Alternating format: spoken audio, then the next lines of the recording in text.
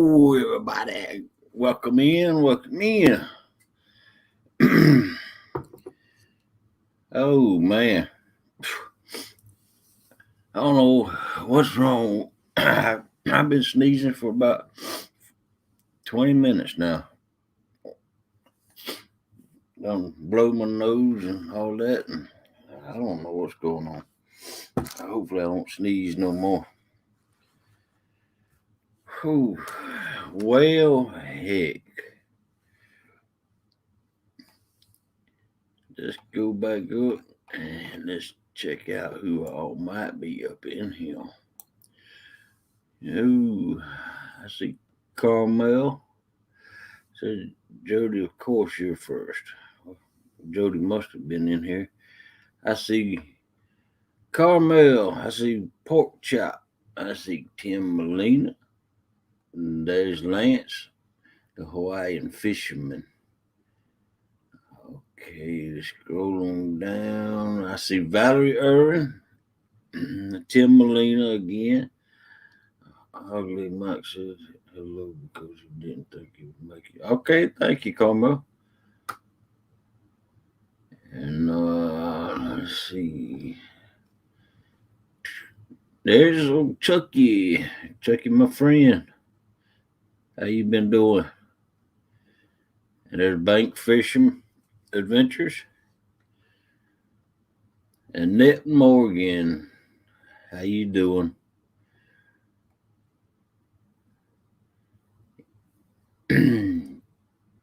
N.I. Dongle Fishing Tales. Welcome in. Hello. Just gonna call you Fishing Tales. Bank Fishing. Carmel and Ned. Tim and Ned. Carmel. Bank Fishing. All right. That's all that's in here so far. It says we have 10, and that's about right. We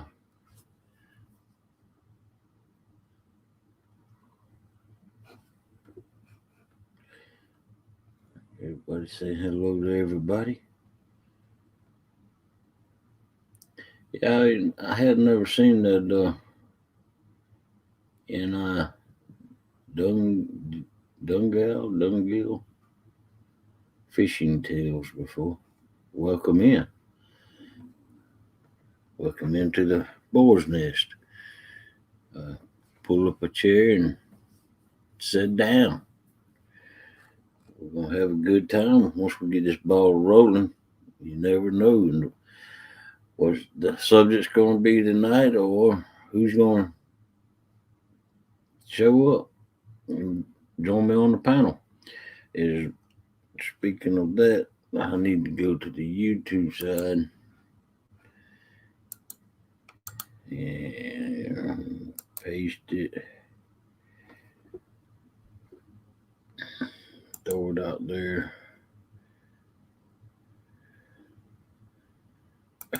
Doggone.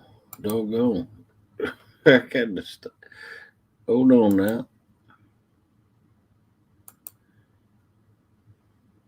Okay, it's out in the chat and it's pinned to the top of the chat also. The link to get it on my panel. Yeah, right there it is. Right there.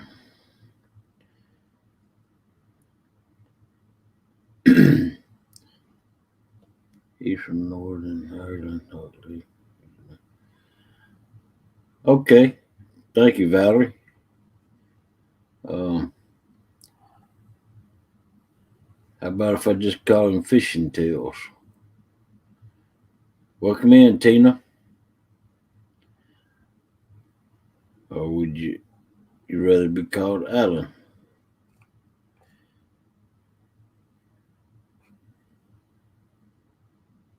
Let's see.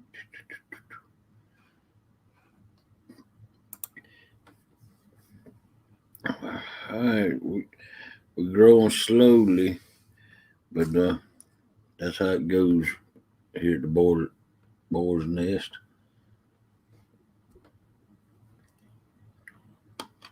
Yeah, I'm running a little bit behind this evening or this morning. Slept a little bit long. Uh, got up, threw some water on my face, and went ahead and shaved up real quick. Welcome in, Lance.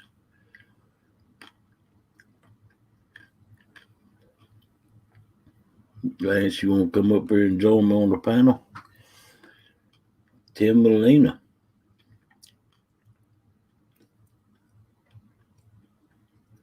Uh-oh.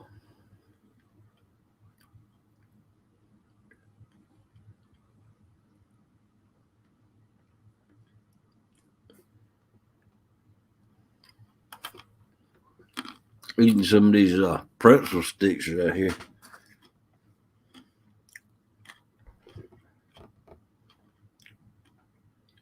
Welcome in, Blue Line.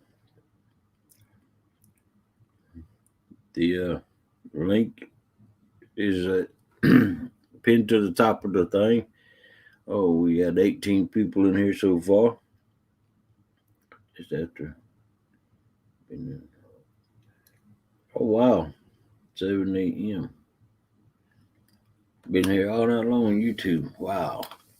Welcome in, Mr. Duggar. 9090. All right. Looks like we got Lance McCougar coming up. Welcome in, Lance. How you doing, Hogleg? I'm doing just fine. How about you tonight? Doing all right. About to get ready to go to bed about 1:30 or so. Figured jump up here. Okay. You gonna help me get this show rolling? Yeah. Missed it last night. Caught the tail end this morning when I woke up. Wow. I know that. I know it. Right, Chucky. Like eating dried sticks.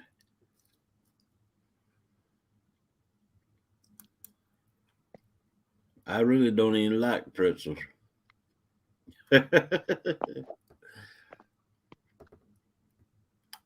The mustard flavored pretzels is all right. I don't like mustard. There's a few things in the world I don't like. I'm not crazy about pretzels. Not crazy about mustard.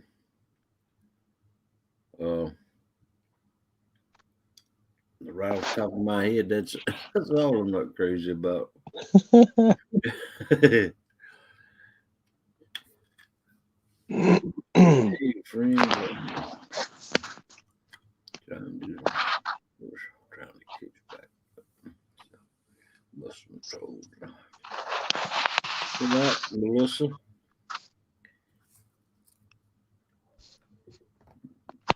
You hurry on up now. Get back in here. You got fans up in here. How you doing, Duggar? Annette, how you doing?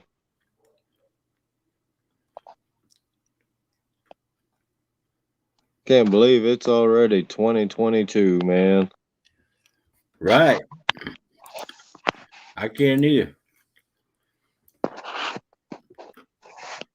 That's why I don't like mustard, Chucky Morgan. When I was a youngin', a kid about 10, 11 years old, I went out with my grandpa, my granddaddy's camper. He went rummaging through his cupboards, and he had a jar of mayonnaise or mustard up there, and I grabbed a spoon out of the drawer, and I sat down there and I popped the top on that mustard, and I sit there and I ate the whole freaking jar. God almighty. Wow. Yeah. I got sick. Man, damn, gum was I sick.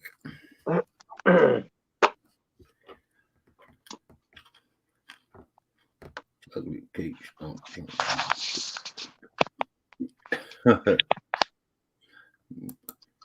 yeah, 2022 is already here, Lance. Uh, Yeah, man. you got Hopefully big this year. plans for it? Huh? Have you got big plans for it? Ah, chasing catfish once it gets warm. Yeah, that's what I'm gonna do too. Ugly, it's mustard, not pudding. But you're right, Valerie.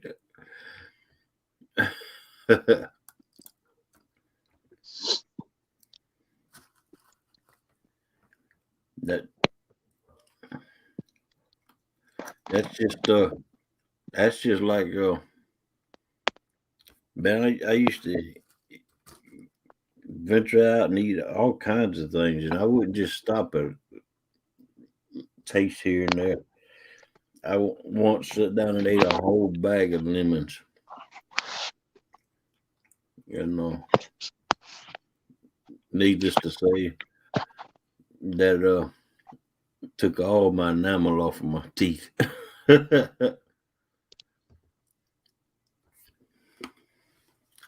Yeah, my youngest daughter, man, she'll eat a lemon like it's an apple. Whew. Welcome in, Fisher for Whiskers. Wow. And I don't know, I don't know why I was that. I mean, we didn't go hungry when I was a kid. I don't know why I was. Yeah, it did, and it blistered my mouth and took all the enamel off my teeth. Dang. Hello, Melissa. Okay, now heading back to work.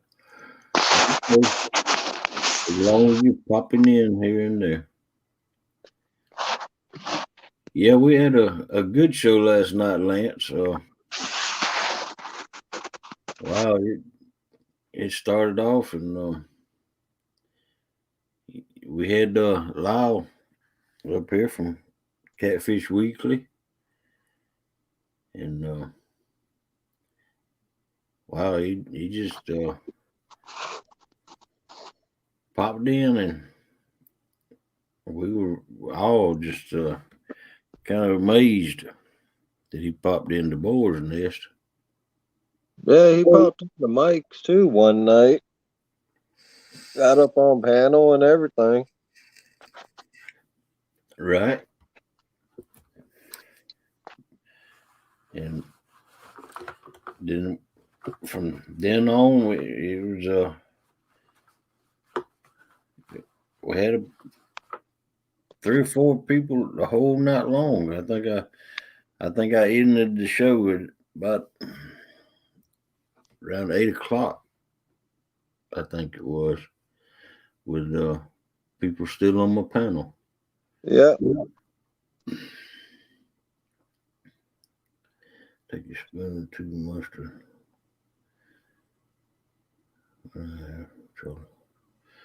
Wow, I ain't never heard of that. Take a spoon or two of mustard when I have a Charlie horse. Huh. Wow. Interesting.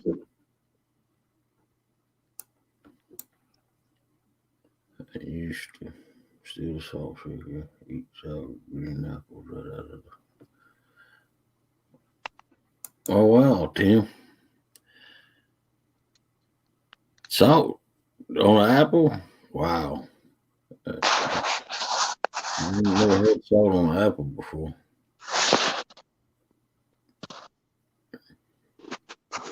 I put salt on watermelon and oranges.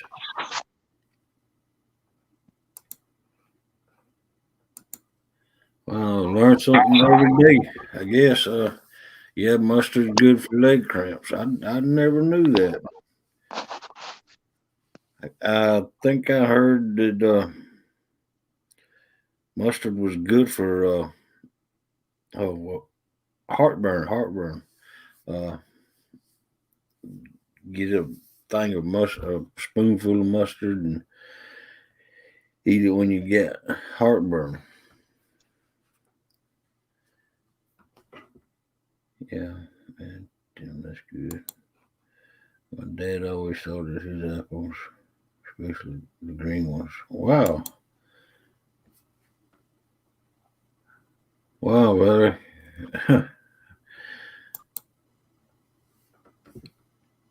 I remember my granddaddy, and my papa both. They used to take their pocket knives out and peel their apples before they ate them and cut them in quarters.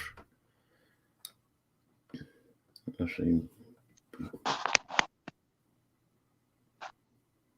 what?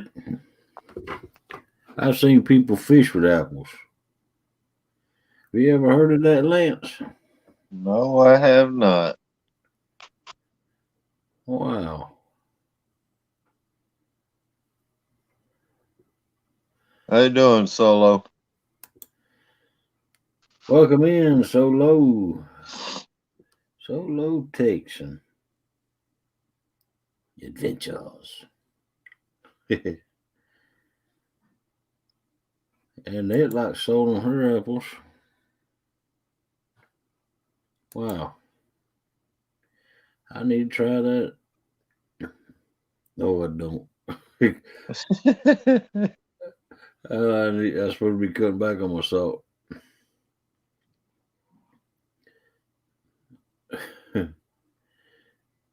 Although my sodium intake it stays pretty low, but I, the doctors, when I had my triple heart bypass, I went from 40 milligrams of uh,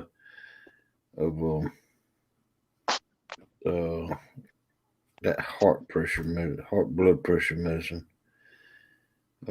What's it called? I can't remember. But I went from that to down, all the way down to 5, and the only reason I was on 5 was because I was eating. Back then, I was eating sunflower seeds like they were going out of crate, going out of style. And I like them jumbo sunflower seeds. The flavor ones. I used to get the oh man, what's that seafood flavoring called? Uh, I used to like ranch Yeah, I like the flavor ranch. and that seafood flavor. What was it? What was it called? Oh man, Old Bay, yeah, Old Bay. They had some seafood, sunflowers, Old Bay style flavored. I ain't never seen those. Yep. It got uh, look for them. I used to have one. Uh, do y'all have a pilot up there around Lance? I used to stop in there every night and buy a bag of a big bag, one of the big bags. I mean, and I'd go through that every day. No, we ain't got a pilot by us, but I think up by one of the areas we go catfishing, they got one. I might have to look for that. Yeah, Old Bay. Yeah, I like salt and pepper on my tomato, apple tomato. I like salt on apple tomato. Yeah, I like salt and pepper on tomato. Yeah. Oh wow. Yeah, we done ate all our apples up. Chucky. I need to try that next time I eat apple with salt. Good morning, Frogster. First day of school. All right. Mike says hello. Okay. All right. Yeah, I imagine he was tired because he went fishing today.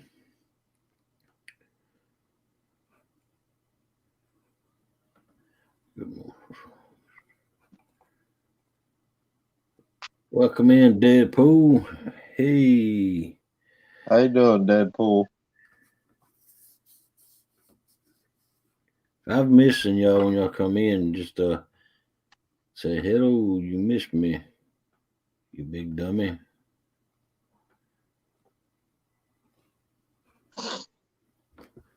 I'm trying not to miss nobody. So,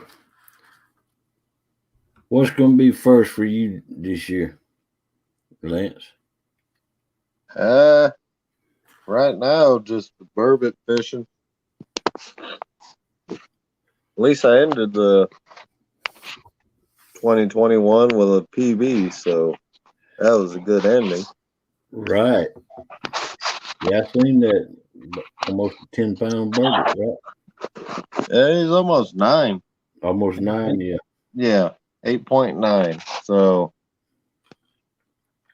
I'm gonna try and hopefully we get out this weekend and Saturday again and try and top that.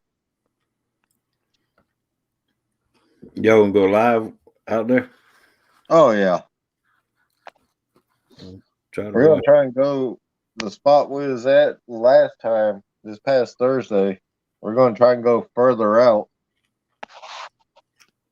because it's a pier and it goes. They're redoing it, but we're gonna walk out and fish off that pier Right, okay. because it's right now it's blocked off, but Y'all gonna fix that. yeah.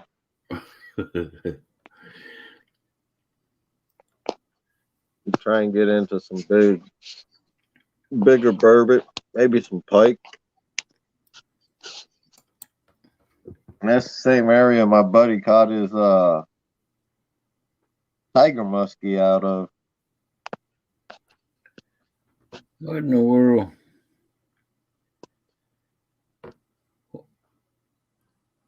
What is that pork chop Froggy loves? Is that pork chop? All right, then the next one,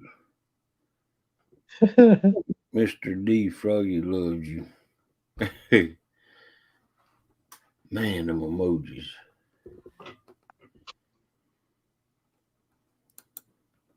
Froggy he uses them emojis like crazy.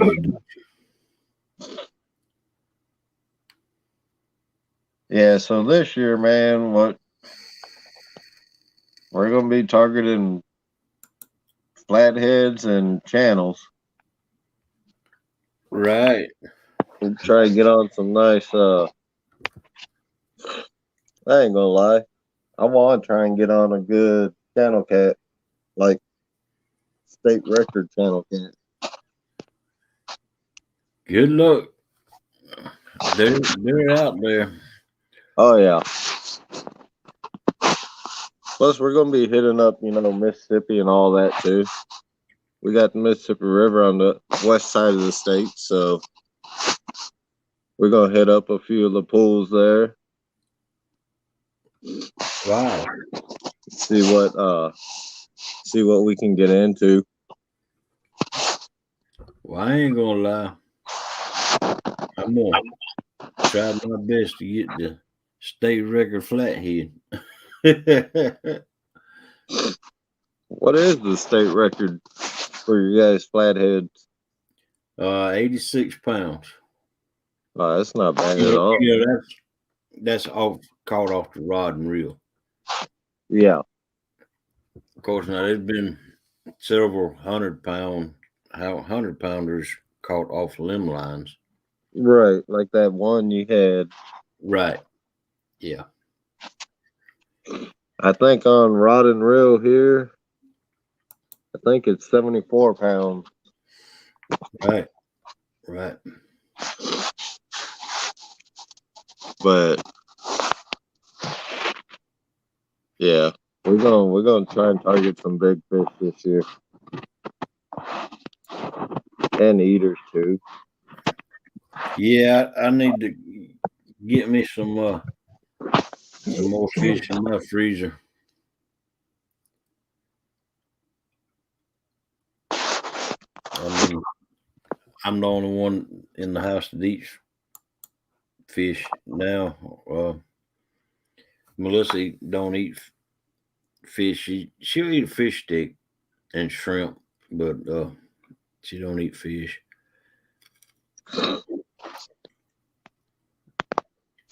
But she'll eat Long John Silver's fish. Yeah, that's.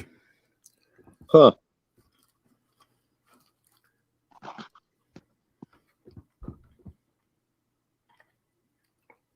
But yeah, I finished up the fish in the freezer. Oh man, back in November. And when we have a deep freezer where we have we got like three freezers, and one deep freezer is dedicated to meats. Uh-huh. And what we what I do is I when I catch brim and stuff like that, I go ahead and gut them and cut the anal piece off Yeah. and cut the heads off, and we save milk cartons, and I cut them at an angle where they still have the handle on them, and steak. We take the brim and crappie and all that, the sunfish, Yeah. and put a little salt in there and fill it up with water, freeze the whole block. Oh, okay. Yeah. I've heard of that. I That's just throw ours in Ziploc bag. right. Put some water in there with the fillets and throw it in the freezer. Yeah, Long John Silver's cod. Yeah, cod and pollock.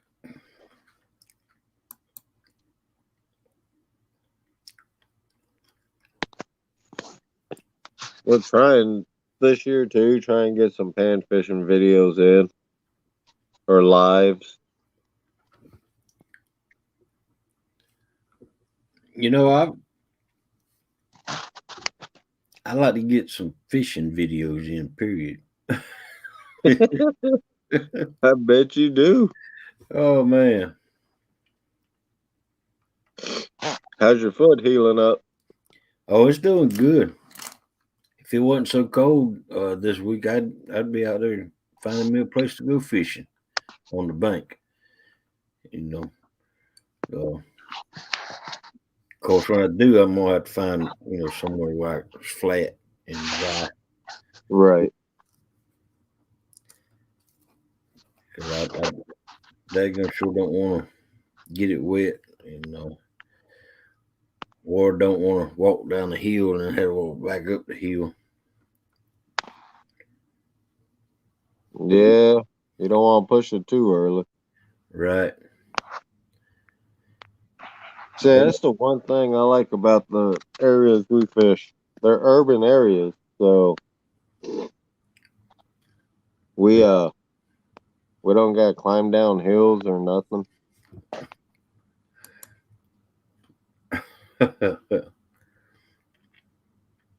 Please don't. Yeah, that's well, even in Albany, to get to the river, it's even they don't have any place where you can just walk right up to the river and throw a pole in. You got to go down incline.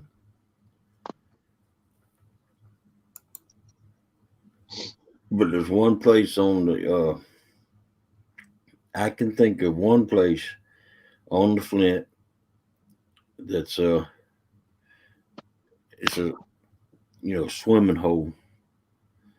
Uh, and you can pull up there and you can drive all the way down to the swimming hole. Oh, okay. That's the only place I can think of, and it's but I've never tried to get service there before, so I don't know if it gets service there or not.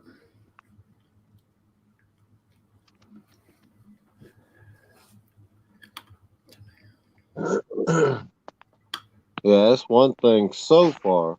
Now, when we head towards like Mississippi River and stuff, that's another story. Not sure if we. I'm pretty sure we'll be able to get service out there. Right. Because I've seen videos and stuff, guys fishing in Wisconsin on the Mississippi. So,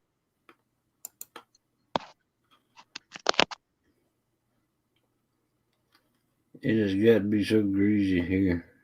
I don't even go there anymore. Must be talking about one of the fish restaurants. yeah, probably Long John Silver. Long John Silver's has gone out of business because in our area they have uh, because of the COVID. But um, Captain D's is still in business, but they're greasy also. It's like they don't get their grease hot enough. Yeah.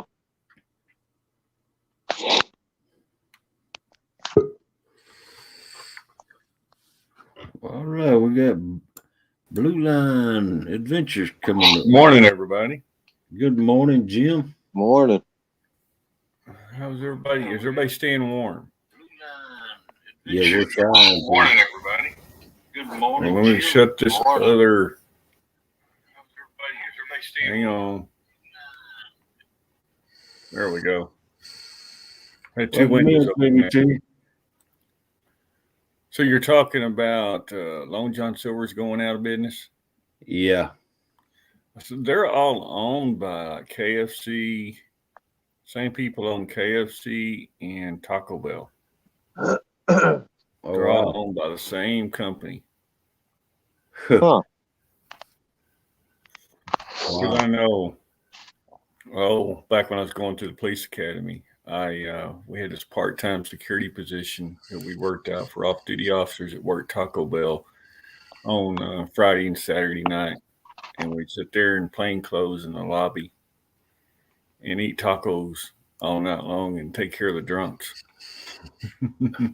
That was a fun days.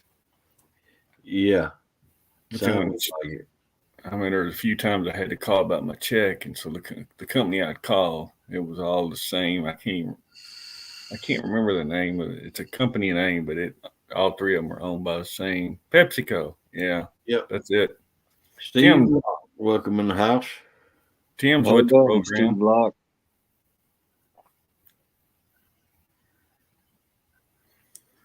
So is everybody staying warm? Yep, we're trying to. Well, I saw on the news tonight where they said part of Kentucky Southwest Kentucky could get 6 inches of snow. Yep, I was listening to Ryan Hall yesterday morning, and he said that towards by Friday there's supposed to be a blizzard up around that area. I don't know. He may have changed it today, but Yes, JBT, that's where the blue line comes in. So I was an officer for 12 years. Yeah, we're supposed to have bad winds and stuff tomorrow. I think they're saying up to about 50, 60 mile an hour. ooh, yeah. Thursday night's supposed to get down to wind chill around 0 here, and then snow flurries. Right. Maybe an inch. So, yeah, it's supposed to get in the I think the high till like Saturday is supposed to be like in the 13 or something like that. No Wow. fishing here for a while. Wow. 13 ain't too bad. Yeah. Let's see. Right. Okay, you go fishing in 13. I'll be right behind you. You forget, I go burbot fishing in -degree weather. Yeah. Well, the only bourbon I'd be chasing comes in a bottle. No, he didn't say bourbon. He said burbot. Oh, damn. Oh, man. Yeah, Thursday when I was out, we had freezing rain. Yeah, I guess we got like an inch of snow here Monday, Sunday, Saturday, something, whatever it was. Oh, my goodness. No.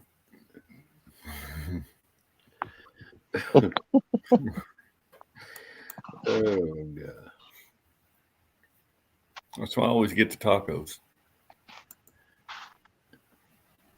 JBT's oldest brother is a police officer in Las Vegas. The city that never sleeps.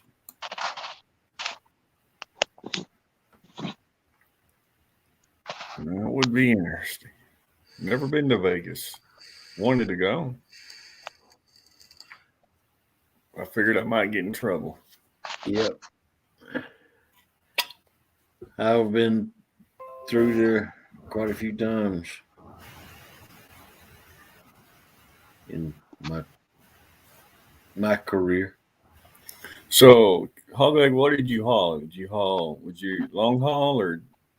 Yeah, I started out logging for 3 years, and then I bought me another truck. Went on the road. Had leased on out of Atlanta, Georgia, because they paid more up in Atlanta, you know. Hey, Valerie. We all International Transit's the company I leased on to, and we hauled Pep Boy Auto Parts, uh, Circuit City, Sam's Club, General Tire, and that's about all. I know when I was like in seventh grade, that's what I wanted to be, was a truck driver. Because back in those days, on Saturday night was the night that all your main TV shows came out on. Back in those days, and there was a TV show called BJ and the Bear. Melissa's favorite show. Man, that was when my uncle was a truck driver. He said, "Okay, this summer you can go with me." And I went on 3 trips with him. I come back and said, "Not for me." Oh, goodness. The first night we pulled into a truck stop and went to sleep, and a pig truck pulled in next to us. Oh my gosh, I thought I was going to die. Wow.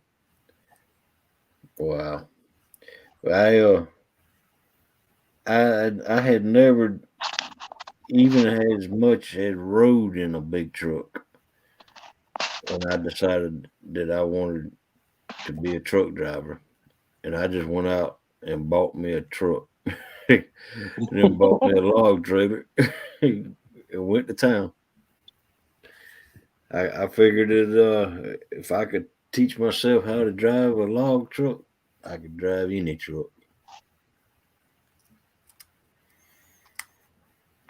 So Yeah, I went through trucking school. I went through company out of Indiana. I was there for 2 months and finally got tired of it. Came home for a week. Went down to Missouri for went through Prime. Got on a truck with a trainer. After about a week in class, got on the road. She brought me to the range, do the practice. She wanted to see if I could drive. And I parallel parked that sucker blind on the blind side, and she never seen that done before in one try. Oh, wow. She was like, "You sure you never drove?" I was like, "Yep, I'm sure." I grew up around them though. Yeah. Was I didn't even grow up around them. Yeah, I would have stayed with it, but my eyes are so bad, man. We drove all over. We delivered to Walmart, Sam's Club. That's some picky places to deliver to. Oh yeah. Yep. Try Circuit City and Pep Boys. well, usually Pep Boys you're delivering after dark or after they close, aren't you? That's what they do here. No, back then when I was There's driving, AutoZone I'm thinking of. might have been. And then Pep Boy. Oh man, I hated the Pep Boys up around Chicago and all that because there's low bridges all up in that area, and I'd have to drive 50 miles to go from. You could see it from the interstate, but you'd have to drive 50 miles around to get to it without going under a low bridge.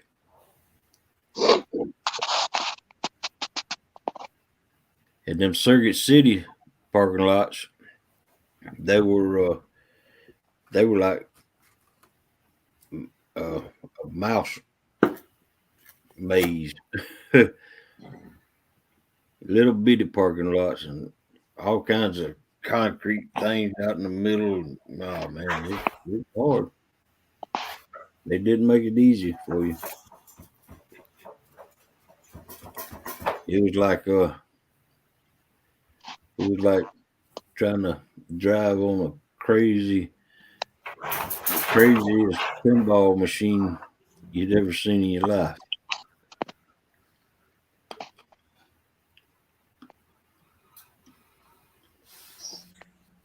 Yeah, I know some of them Walmarts we went to, man. Just to get to the dock was a pain. Yeah. Now you drop in the dock too early, boy, they come out that door. I dropped in like 10 minutes before our drop off time, and they came out yelling. It's like, really, man? All right, see you, Frogster. Take it easy, Frogster.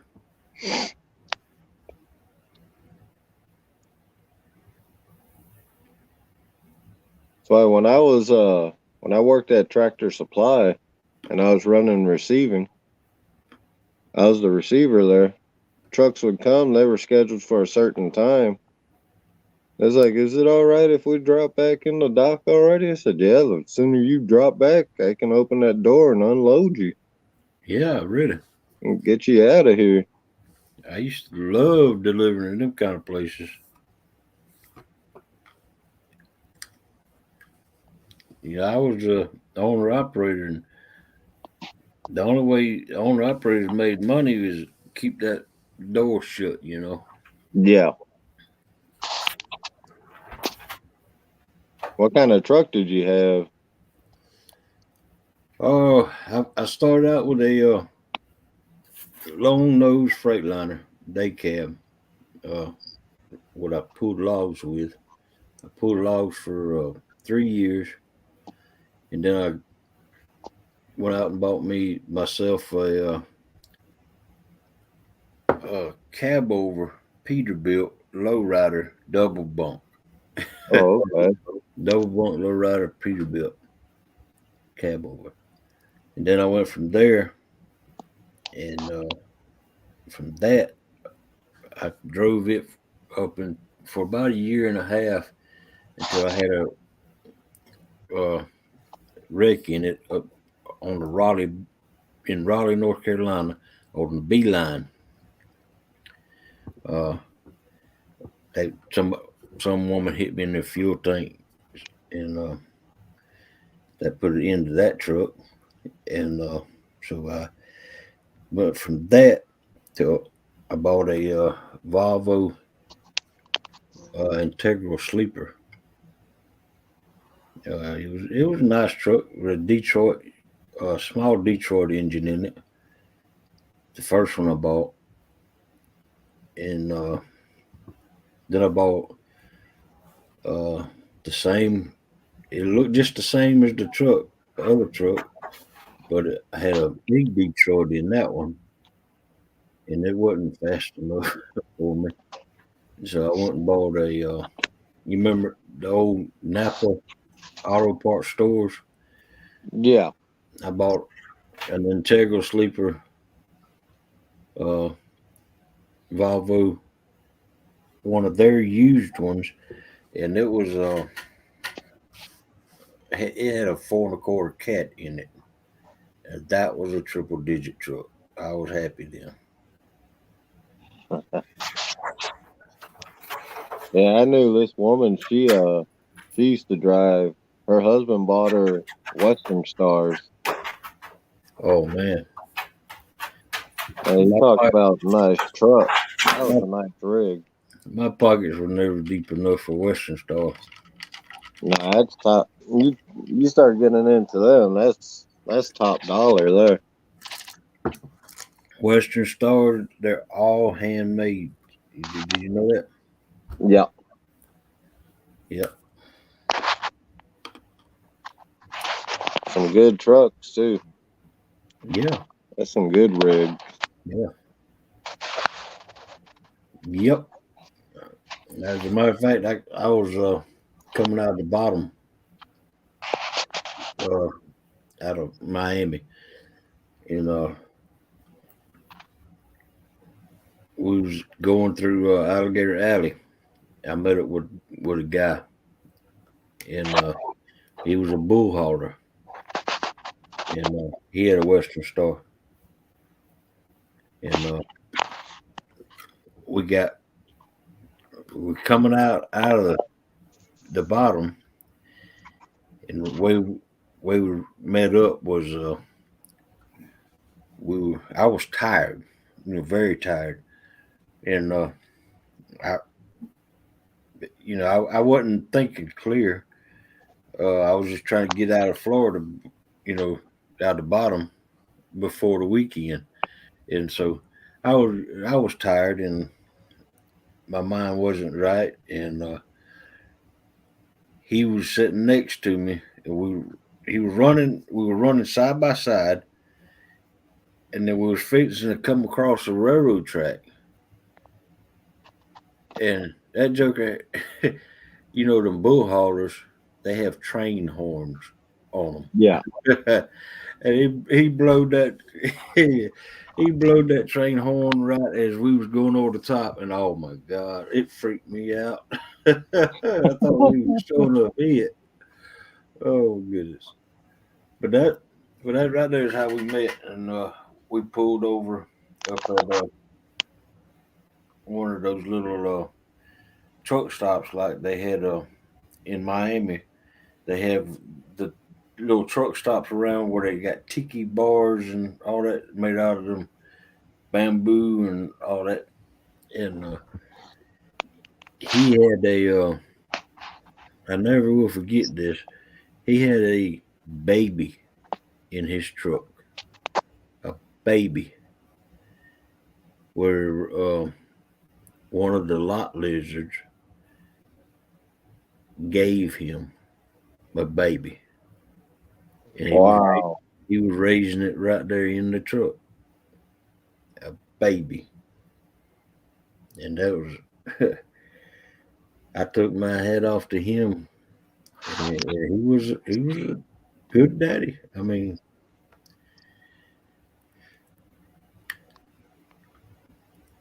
he was doing it the right way, the best he could do it. That's the best life that baby could have had, compared Yeah. to what it did have.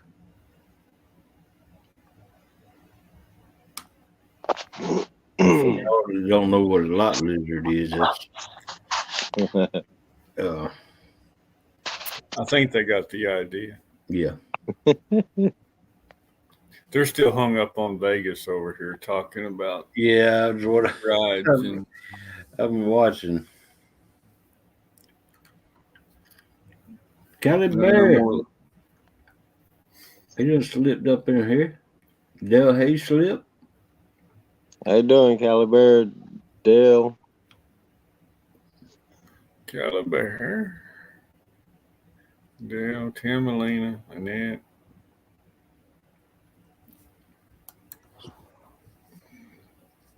Cisco food trucks are all automatic. Yeah, he's here talking about trucks. I live here in Arkansas, and just right out of Bentonville, so it's Walmart's home office. They're starting to switch to those automatic driverless trucks. Oh wow. Oh, they are? Yeah, they've got 3 bobtails now. I guess they'll make because their warehouses are just right here too. Just for making local deliveries with them, or somebody sitting in some offices driving it, and they're talking about doing the semis the same way. It was all on the news. Or going Wow. electric. Oh wow. Huh.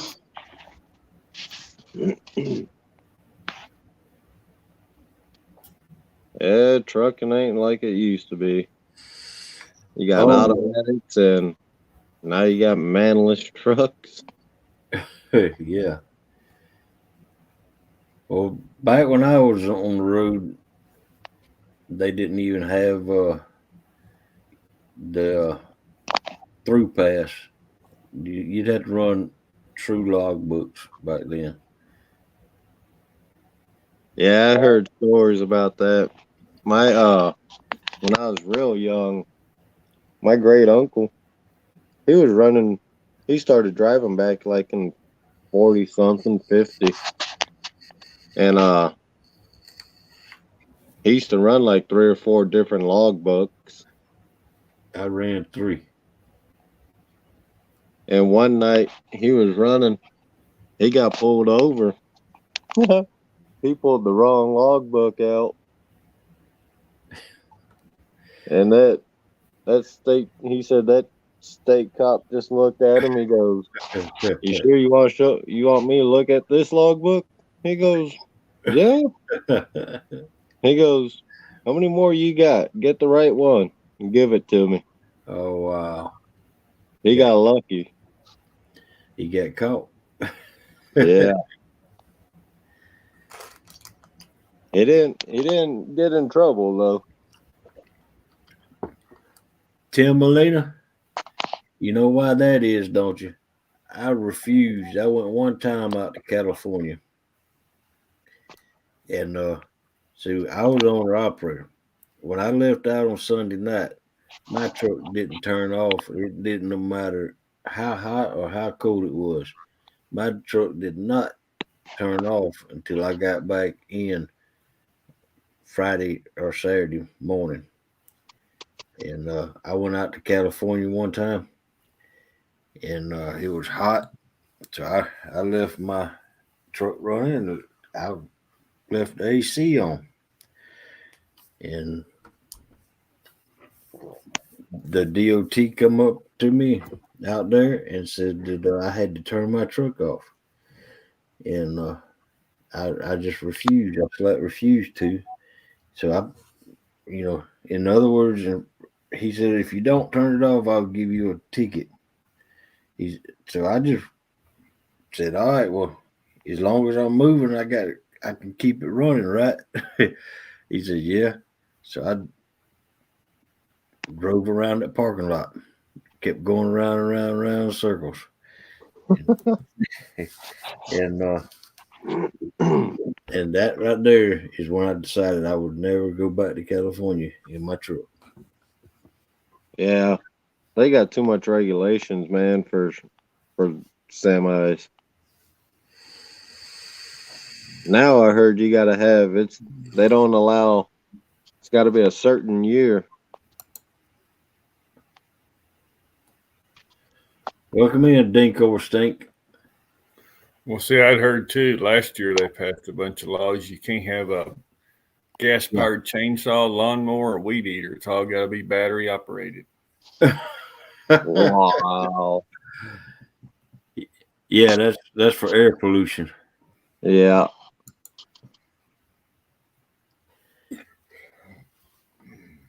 Welcome in, Lisa Elliott. Good morning. Well, Hogleg, I'm gonna jump off of here. Thanks for having me up. Okay. You going fishing in the morning? Thank you for coming up. Who, me? Yeah. I'm going to work. Oh, okay. Yep. Yeah. Okay. You got to buy that worm bait. I don't know. We gotta buy bait up here, but we buy suckers and stuff. We buy like a dozen. We get like 2 or 3 dozen. Mm. Okay. I'm gonna try to talk to the guy, see if he'll sponsor me, and I'll give him a shout out on all my live chat, my live stream. There you go. Cattle Bear says you can still own them, you just can't buy them anymore, or they just don't sell them anymore. Wow, that's crazy. So yeah, I'm gonna hop off of here. I gotta be up in like 4 hours. Oh wow. Kind of like the light bulb. Got rid of all the old incandescents. Everybody's got to have a fluorescent. Yep. Yep.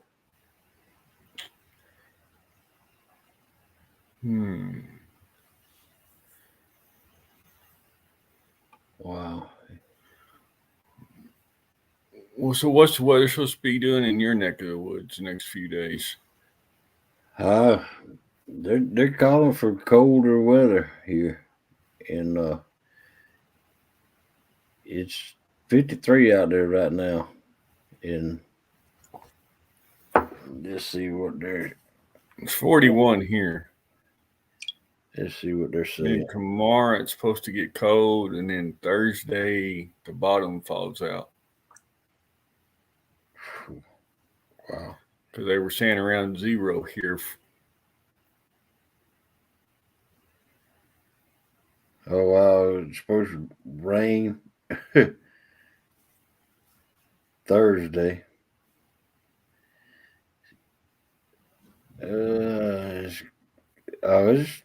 The daytime is going to be up in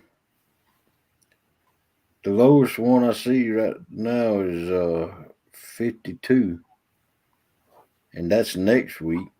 But in the daytime, then there's 44. It's supposed to get down to 44 tonight, 36, 33, 48. It's supposed to come freezing next Tuesday. But we got a lot of rain in the forecast next week also. Next Sunday it's supposed to be up to 74. Saturday, we'll see. Thursday's supposed to be a high 16 and then a low of 10 with the wind chill around 0. Oh, wow.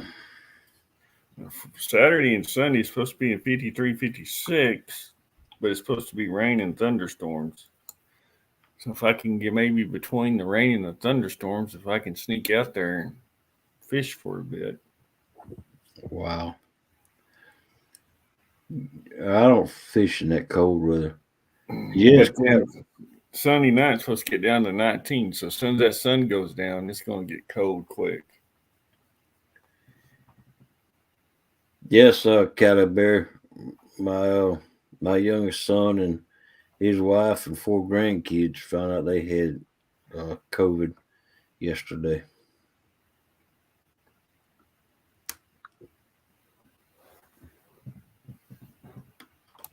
Yeah, I guess my therapist has got it. They called me today and canceled my appointment for tomorrow. So he won't be back till next Tuesday. But that's not good. My fingers need to be working. Right. Yeah, I heard. Let's see. It was this morning that I was reading, and they said yesterday there was 1 million cases of COVID reported. I just think there's something with that. I mean, I don't know. Your channel, it's just kind of weird. It's like when one of those strains dies out, you don't hear about it on the news. It just almost is gone.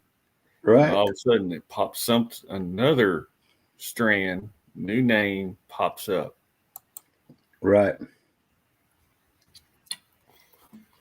But I've got relatives that are doctors and that work in the COVID ward, and they said that he says, well, it's back when COVID first came out last year. He got it and took it home to his wife and 2 kids, and it was bad. But he said the numbers you see on the news and the deaths you hear, the numbers are not real. They're exaggerated. Wow. He said his hospital did it because each hospital was getting extra money for each COVID so-called death from the government. Right. And they're doing as well as it could be expected. Uh, they're all got drugs going through them now, and that's a good thing. Welcome in, Carl. But yeah, my therapist, he was going to the Cowboy game Saturday in Dallas. So I guess he caught it there. I'm going to give him a hard time when he comes back. I say, what you get for going and watching those Dallas Cowboys? Yeah, the first round of COVID was worst, but I understand what you're saying, Jim, because it didn't matter if you went in the hospital and God forbid you died from a heart attack, they wrote it down as COVID. They did. And he was on the board. And he said that was exactly what they would do. And, but I mean, and that's the thing. I mean, it's got to the point now where the vaccine, I mean, it's either you're on one side of the line or you're on the other. Right. And, the news don't show you the other. They just show you the one. But I can't sit here and watch the news and have some kind of athlete that didn't finish college, barely made it to high school, tell me that the vaccine is safe to go get it, or some little teenage singer telling my kids, have your parents take you to get the vaccine. Right. I mean, that's all should be up to you and your family. Right. Well, me and Melissa, we got them, and but our youngest son and his family didn't get them. So I didn't get them. My doctor said stay away from them. And I caught COVID the second go around. And the COVID wasn't that bad. It was just that I got pneumonia, and the pneumonia I had in both lungs, and that about kicked me in the butt. But I got friends that got the vaccine. One of them was in the hospital for 136 days. Wow. and he's in a uh, rehabilitation hospital now, learn how to walk and everything else again. So I mean, I've seen it from both sides. So I got my mama; she ready to disown me because I won't get the vaccine. But Yeah, I can understand that. But I'm also each to his own. His own. I mean, if you don't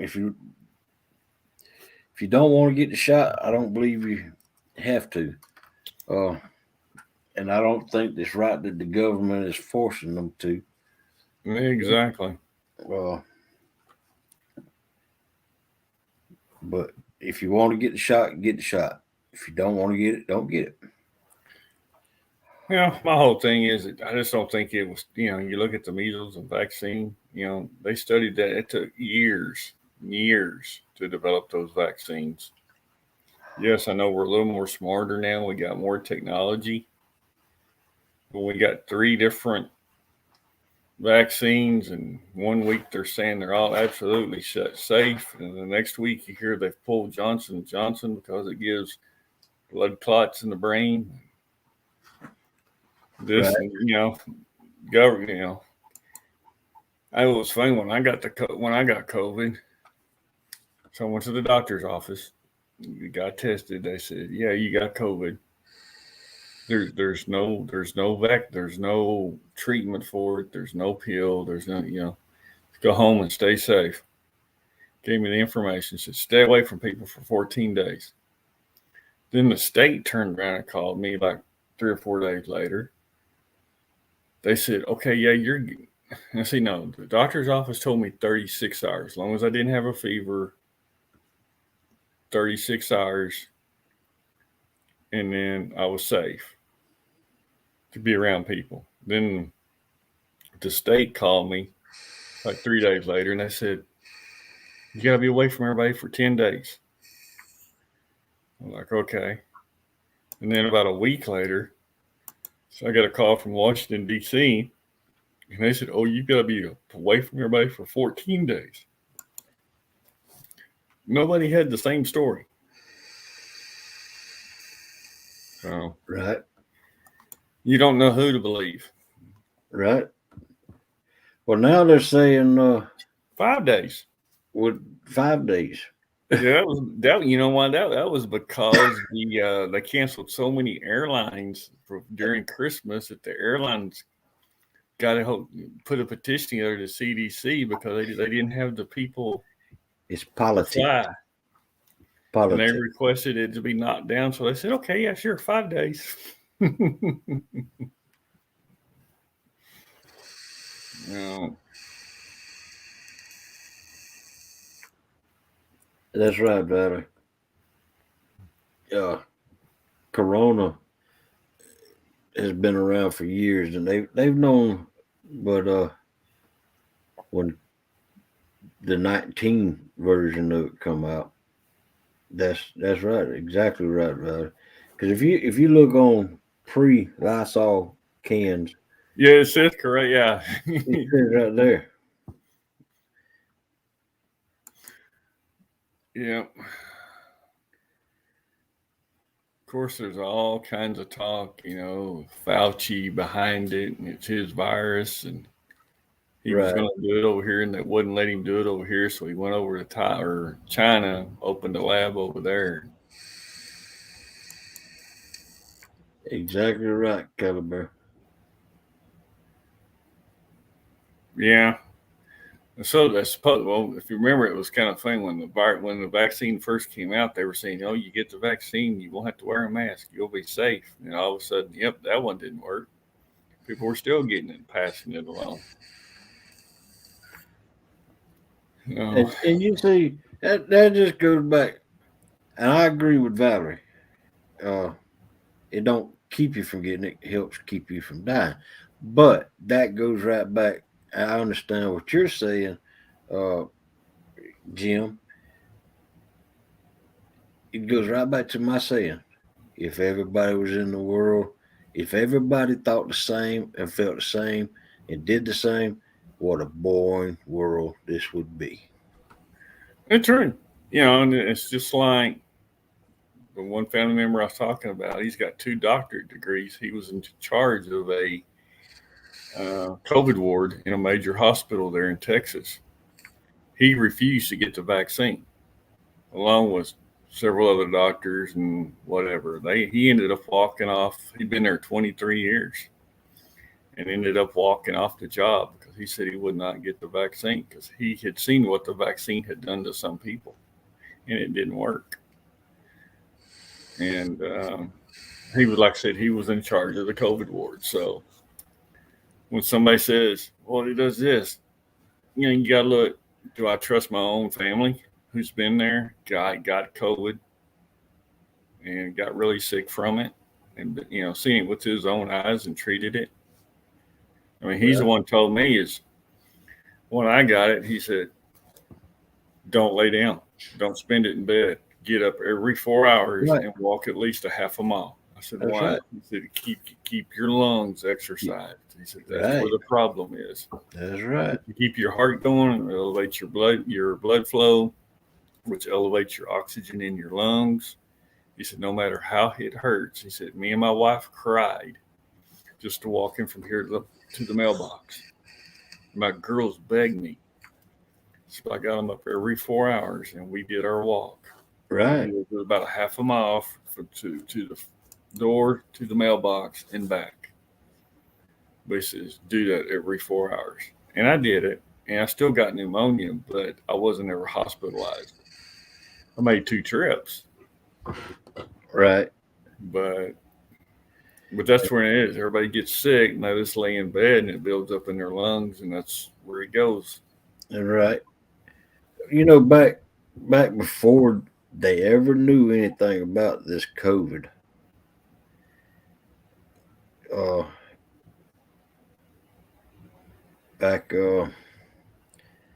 me and Melissa both got really, really sick. And of course, Melissa got sicker than I did. And it lasted on her longer than it did me. But Melissa lost her smell. And of course, we don't know if that was COVID or not. Might have been in the first. I've had several people tell me the same thing, that they got sick way before it was in the same kind of stuff, But they went to the hospital and they just said, "Oh, you've got a type of a flu." But I think it's been around longer than what they. Yeah.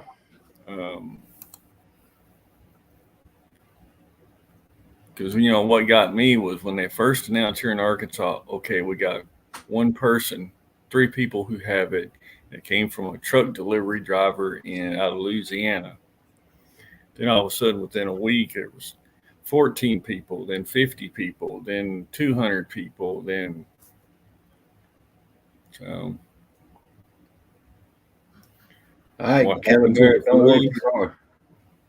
The flu just got a fancy name. That's all. That's the only thing that's happened to the flu. Right. Good morning, Dallas. Welcome in.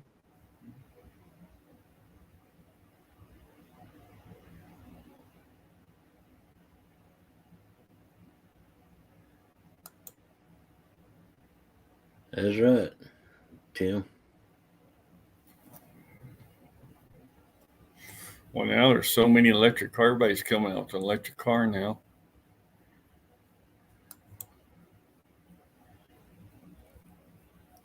Sorry, I just can't see getting an electric car. I can't either. That's going to be the downfall to the United States. Is electric cars. I don't think the oil companies will ever let it happen, but what's going to happen is gas prices are going to get so doggone high. Well, yeah, they're going to shut off, just like they've done so far. They shut off all the wells in the United States and right. done open contracts over in Saudi and with the Arabians, and I mean that's basically like doing business with the mob. They Right. said how many gallons they want to produce a day. They set their own prices basically. Right. And that's like uh that's just like doing away with the fracking and the mining, and that that's what America was built on, you know. That's I'm sorry, but you know, I'm old. Call me old fashioned if you want to, but I still like gas powered and diesel powered vehicles. Well, you remember back when I was a kid, diesel was trash gas. It was like Yeah, 45 cents a gallon. right. It And was now they're half the charging. price as it No, was half the price of regular gas. that's right. They're charging. You know, diesel was a byproduct of making gasoline. Yeah, that's what they always called it, trash gas. That's right. And they had to find something to do with it, so they built diesel engines. You know, and diesel used to be the cheapest. Now it's the highest. Go figure.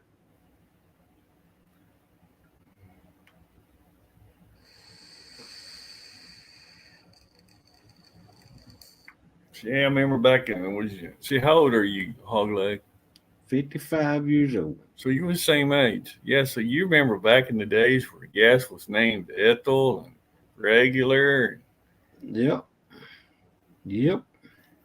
Betty and give me some Betty. Yeah. Yeah. White gas. I used to run that in my race cars. White gas. Then we used to get we used to go out there to the airport and get jet fuel running. And that's all white gas was called jet fuel.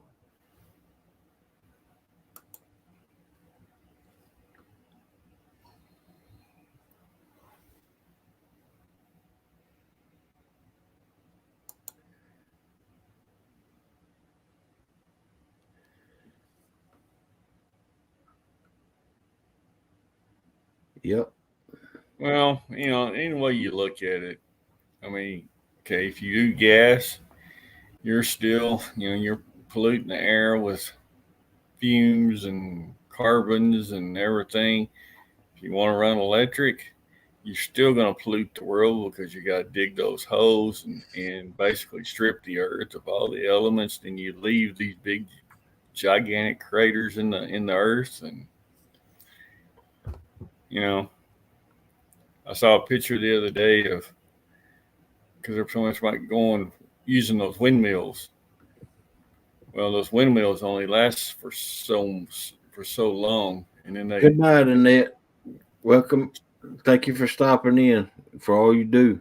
they take All you those do. down. They were paying some farmer to put them on his land because he wasn't planting anymore. They said it'd take 500,000 years for that windmill to disintegrate with those Right. big old huge blades.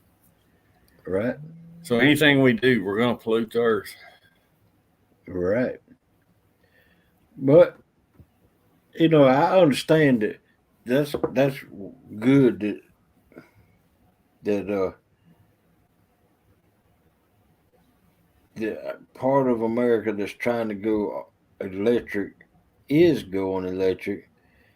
That way it eases off, and it should be easing off the prices of fossil fuels. But it's just doing the opposite, I think. And I think it's two different companies, so they're going to be competing against each other.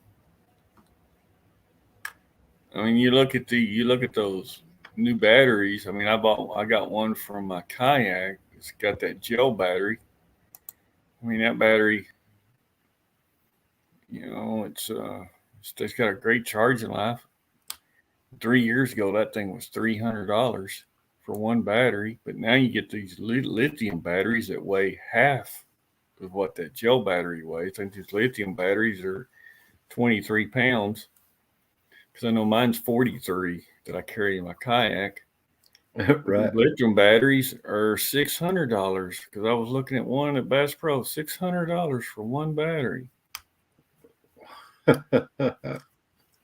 I'm like, wow. I mean, I waited till I got that gel. I was in one of the parts stores one day, and I went in there to ask them, see if they had one of them, the gel batteries.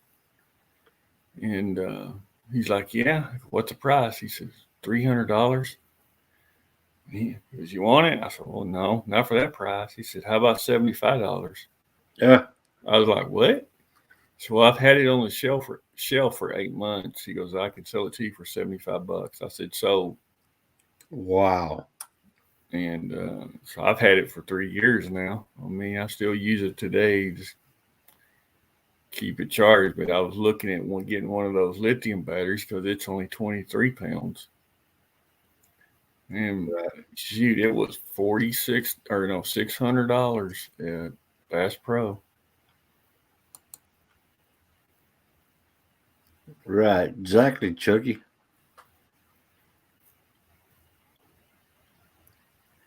And Chucky, you should know. You worked in the coal mine.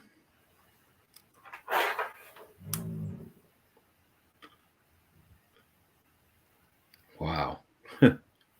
That's ridiculous. Yeah, that Dingors think that's true because my family had owned a dairy farm, and the government was sending out letters to that effect.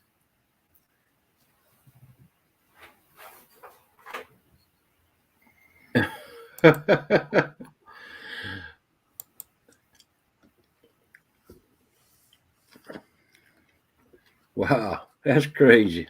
Yeah, but we actually got a letter to that effect for one of how many cows was on a farm if they were going to start that tax.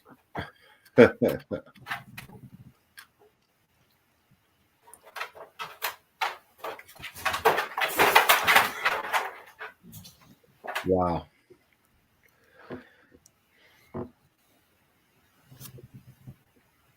That's crazy. That's like back before years ago. The state of Georgia, goes by counties on taxes. As a matter of fact, it goes by cities on taxes. And the city I lived in back then, before I had any kids or anything, wasn't even married, didn't I didn't even have kids. And I had been out of school for a few years. Do you know that they were charging me school tax on my boat and I didn't even have kids? Mm-hmm. I do that here. Yeah. For your city taxes, city and we pay a city, county, and state tax here. So I went down there and I complained at the tax office. I went to the tax office and I walked in there and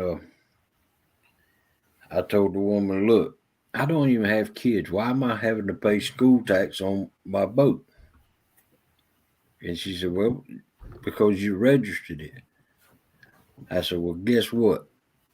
I'll never register another boat again in my life. And therefore, many years, I never did register another boat. I would just go down and get one of the little forms, and I'd fill them out. They gave you like 3 months before you'd have to register it for real. It was good for 3 months. So I just I would register, fill out another form. There goes Fill out another a form in one. the spring. Huh? Fill out a form in the spring, so that'll get you through March, April, May. You Right. go fill out another one in Right. June. 2 a year. Welcome in. Good morning, Hooks and Hammocks. What's up, Hooks? You got some good news? Are you feeling better this morning?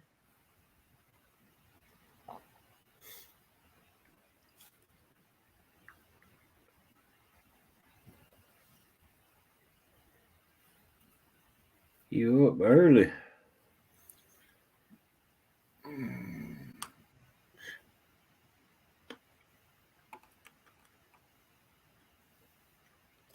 I know our Arkansas has one of the highest taxes around. I don't know what y'all's sales tax are. Ours is right at 10%. Georgia's is 7. Yeah, ours is at 10.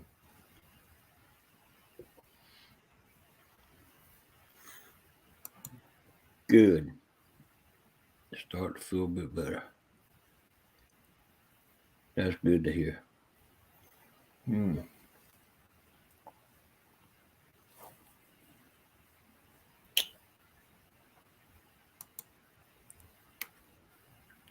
Don't have kids. That's right.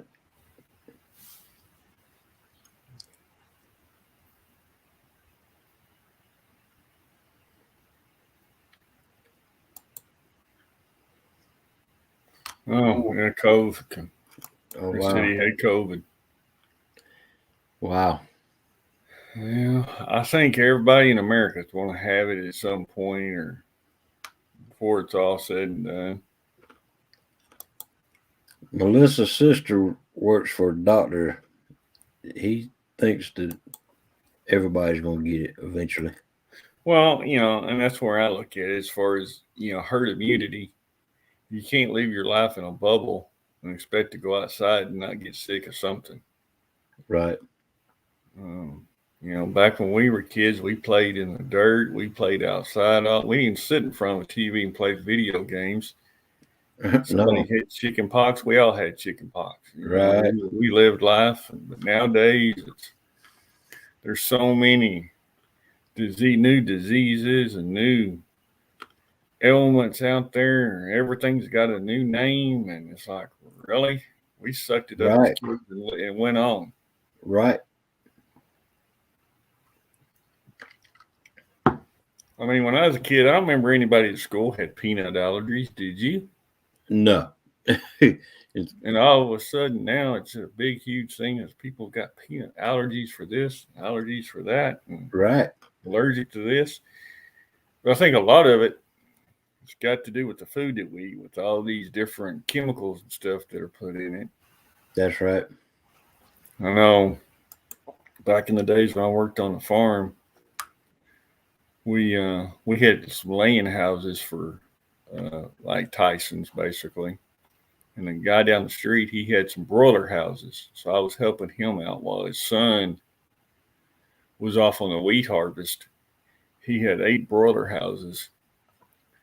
And so I started when the chicks were about, 2 weeks, 3 weeks old. So basically, you're getting a chick from day 10 when they're about 10 to anywhere from 7 to 10 days old. And within 6 weeks, that bird is to weigh anywhere from 6 to 10 pounds. Right. To me, that's already messing with Mother Nature. But I was sitting there one day, and the feed truck pulled up and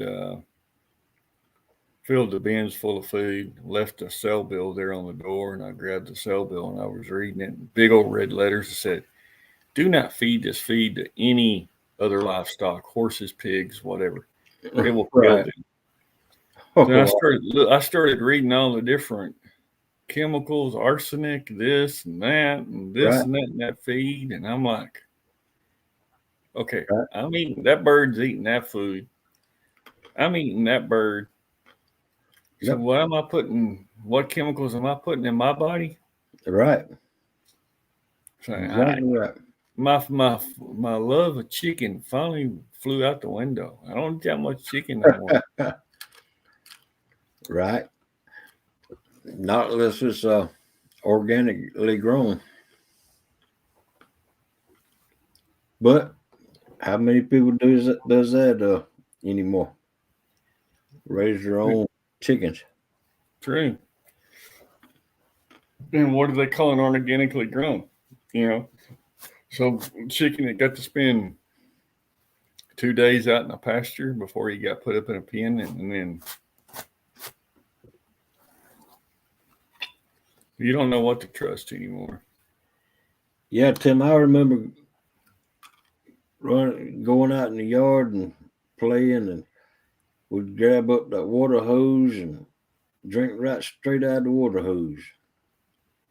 Now they say that's bad for you. You know, yeah, the lead paint when we chewed the paint off of our cribs. Yep. Yep. You know, we used to have me and my neighbor friend. We used to have a war with BB guns. We put heavy coats on. Yeah. We sit out there in the backyard and shoot each other with BB guns. Oh God, you couldn't do that these days. Oh heck no. I remember me and my uncle, which is only 2.5 years older than I am. We got in a BB gun war one day, and I ended up shooting him, and it chipped chipped his tooth, and he ran in the house, grabbed a big old metal file, and filed it down. Yeah, Tina, you're about right. I mean, everybody I know that's like my age, or so many of my family members, they're on 6, 10, 12, 13 different pills a day.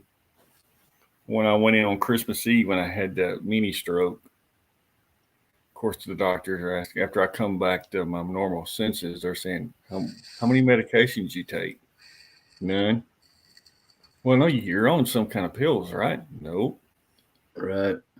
Well, we're going to give you some. Nope.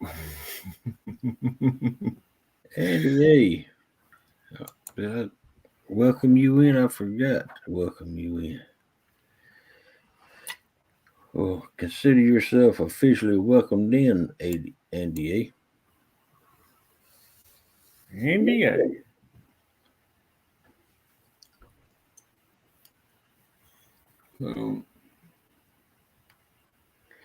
And Andy hit that on the head. It's all about complete control. Complete control, exactly. You can't trust the news media anymore. I remember back when the news media used to go out and work for their stories. Dink over stink? Yeah, I remember them. Woo! Either Roman candles or bottle rockets. Yep.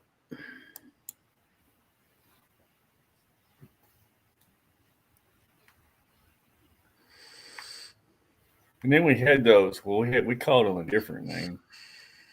Those little rockets you put on the ground and let them, and they take off down the road, chasing you. M80s. No, these were like little rockets. They chase you. We called them something chasers. Oh yeah, I remember them. The ones that would bounce all over the ground. Yeah. You remember the M80s? Yeah. The quarter stick of dynamite. Now they call them M1 millions, but they're about the size of half the size of a black cat. Yeah.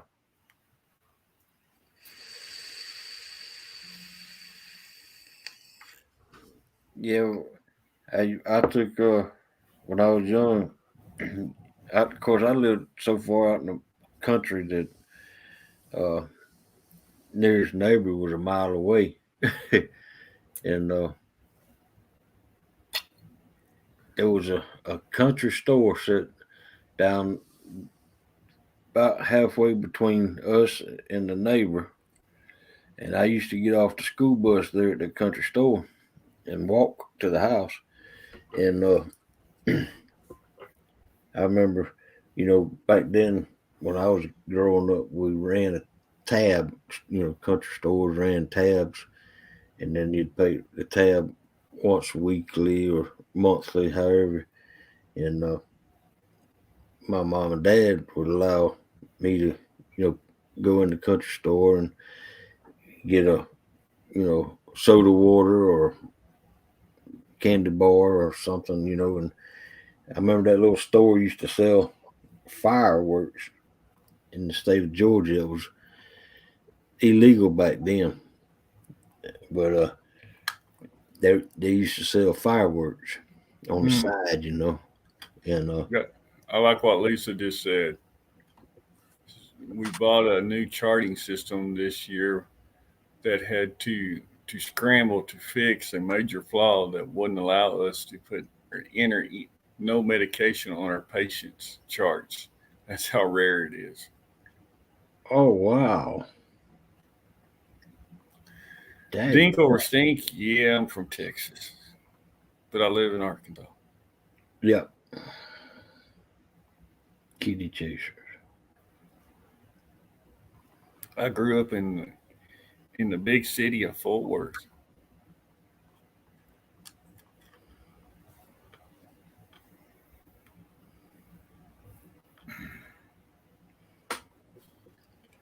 Yeah, it sounds. Yeah, Lisa, they sound like a quarter stick of dynamite. Yeah, and that's the thing too. You really got to trust your doctor because I know, like I said, I've got physicians in my family, and all these drug companies will pay them extra bonuses if they subscribe so many pills or so many things. They'll give them a vacation or a weekend in Vegas or whatever. Yeah, So a lot of doctors, hey, you may not need it, but here, take this pill so I can go to Vegas this weekend or whatever. right.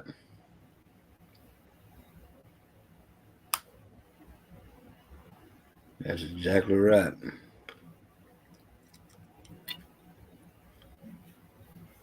That's like I go to a wound care in Albany, and with my foot, and you could always tell when somebody called in. And here lately, several people have been calling in, and a few of the nurses. And I don't mind when they call in because then we seem to get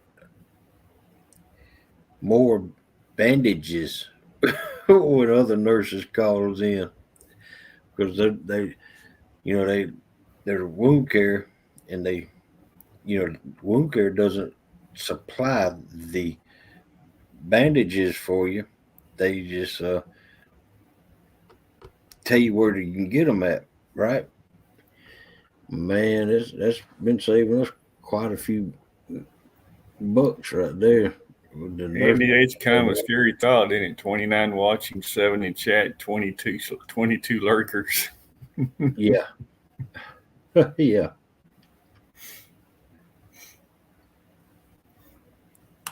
Could be the FBI watching. right. Yeah, I'll You get that never little know. black Suburban pulling up my driveway tomorrow.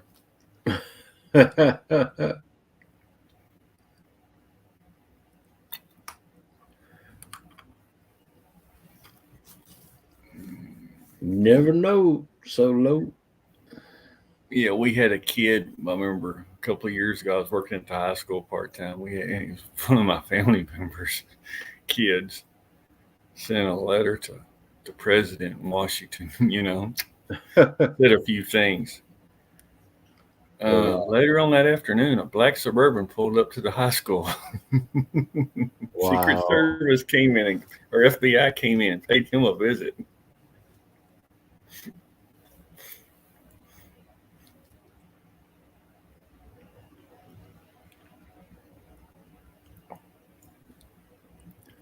What? Epic's not only catfishing, he's got a new health system now. Epic's everywhere. Right. Valerie, you talking to Lisa? Did you go to Epic Center by chance? Good morning, Ernie. Welcome in. Morning, Ernie.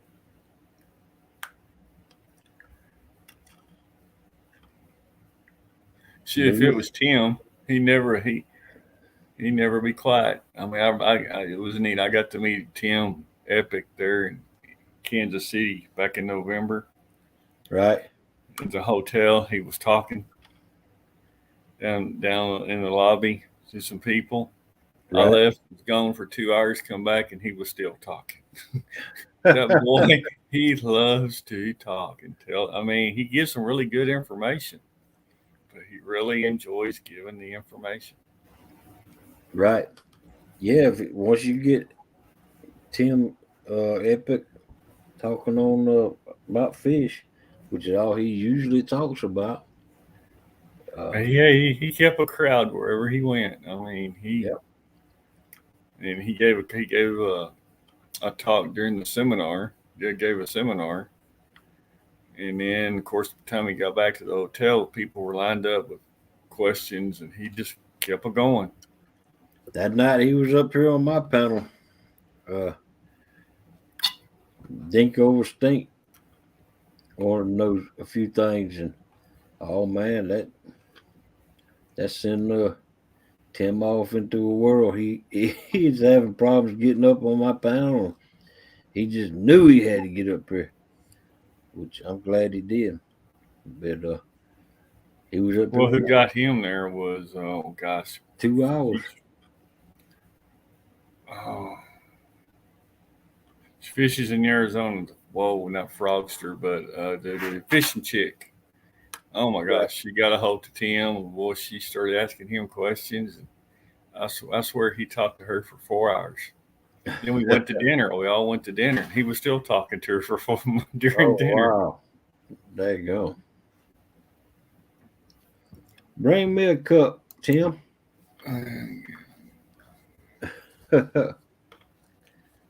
Call Tim the professor. Yes, I would definitely call him the professor. Yep. And the thing was, he said he got out of it for 10 years. He quit fishing for 10 years. Oh wow. I didn't know that.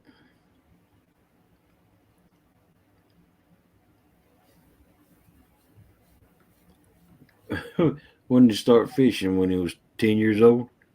Yeah. Well, I mean, I'm assuming the way he talked, it was in his 20s or something. I think he said he quit fishing because of his son or something. He had other things to kind of do, but it sounds like he hasn't been back into it that long.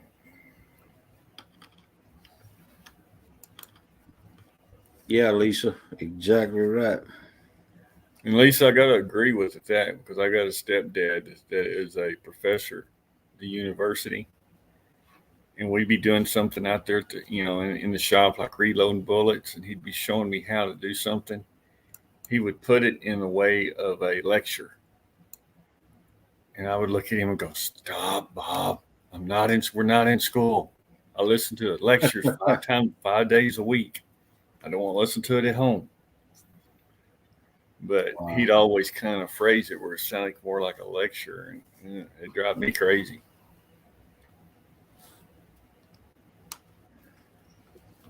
But I tell you what, I love to listen to Tim because he's so knowledgeable.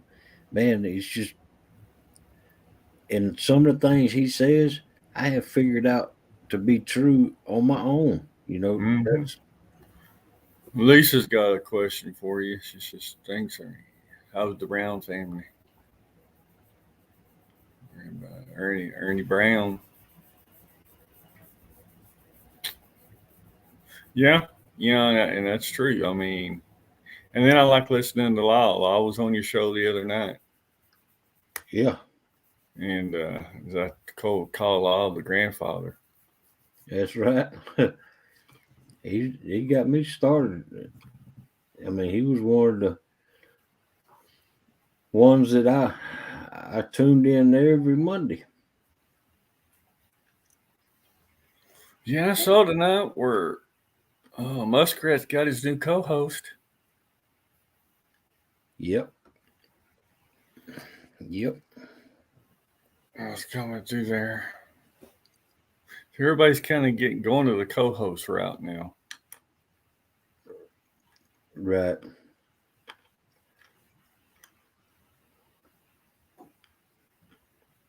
Exactly, Lisa. I agree with you there.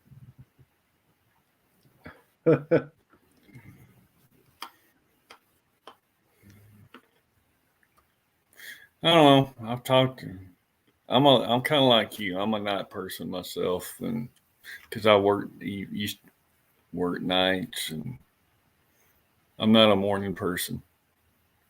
I thought about maybe I could do a little talk thing, but that's not really where I want my channel to kind of go. But to get my name out there, to kind of get the subs, and I mean, you look at Mike, that's pretty much to where he what he does mostly, because he really doesn't put out any video work. No. He's already got his 4,000 view hours, and he just hit 500 the other day. I'm at 3.5K hours right now. Yeah, I don't know what my hours are. I think we're not that great, but And that's I can't. My subs. I think I looked at it the other day. I was at 171. I was talking to Mike. He's like, "Come on the show. I'm gonna spread your name. I'll get you some subs." And because I thought you were up above 300, I was like, "No, I'm like at 171." So I went on this show one night and hashed it out. So I went from like 171 to 191. Picked up 20 subs.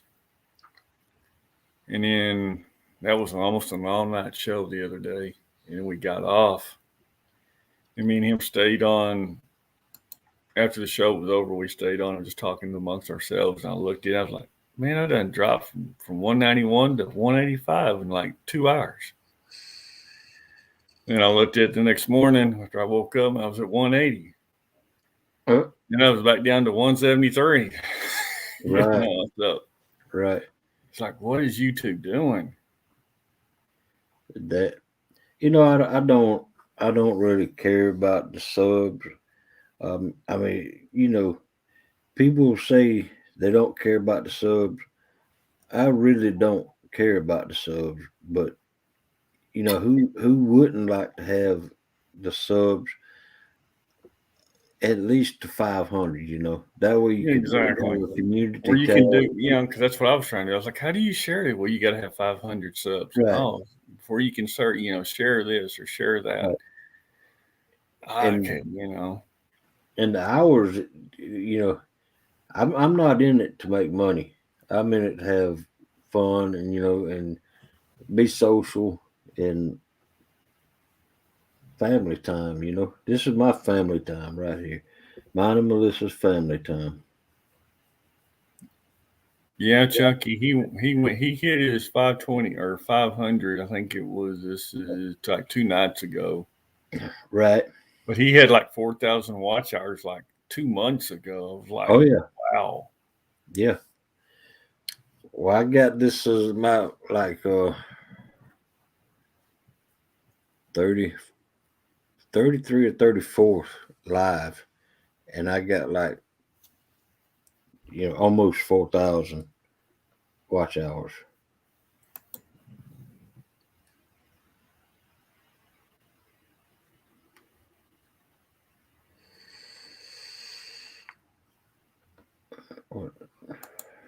Lisa, yeah, you've got a point there. Yeah, and that's I was having a conversation with my girlfriend tonight because I was like, I want to set up something, where I can maybe do some lives, but then I want to do content, videos out on the water, what else, whatever else. It's like Kevin's Palmetto Cats, and you look at Mark, Right. they went the real professional type in where they got like their little studio. Kevin's got his little studio and Right. everything. And he tries to put that little professional spin on everything. Right. and it makes it real. It gives it that little extra star to it. And so I'm just trying to figure out a direction to go. I mean, I've thought about maybe doing some stuff with bringing guests on like from other countries, because you look at these guys. I mean, they're all over my Facebook. It's got these 200-pound catfish, from other countries, and Yeah. Thank you for coming in, Valerie. Yeah, I think we're going to call it earlier night too, but I know one thing: we're not going to stay till 8 o'clock this morning. did you stay up till 8 o'clock last night? Oh yeah, we were here till about 8 o'clock this morning. I still had a panel full of guests, and Who was on panel with you oh when man, I left? I had let's see, Becca was still up there. I think Yeah, Becca was on when I left you. uh man, you put me on the spot.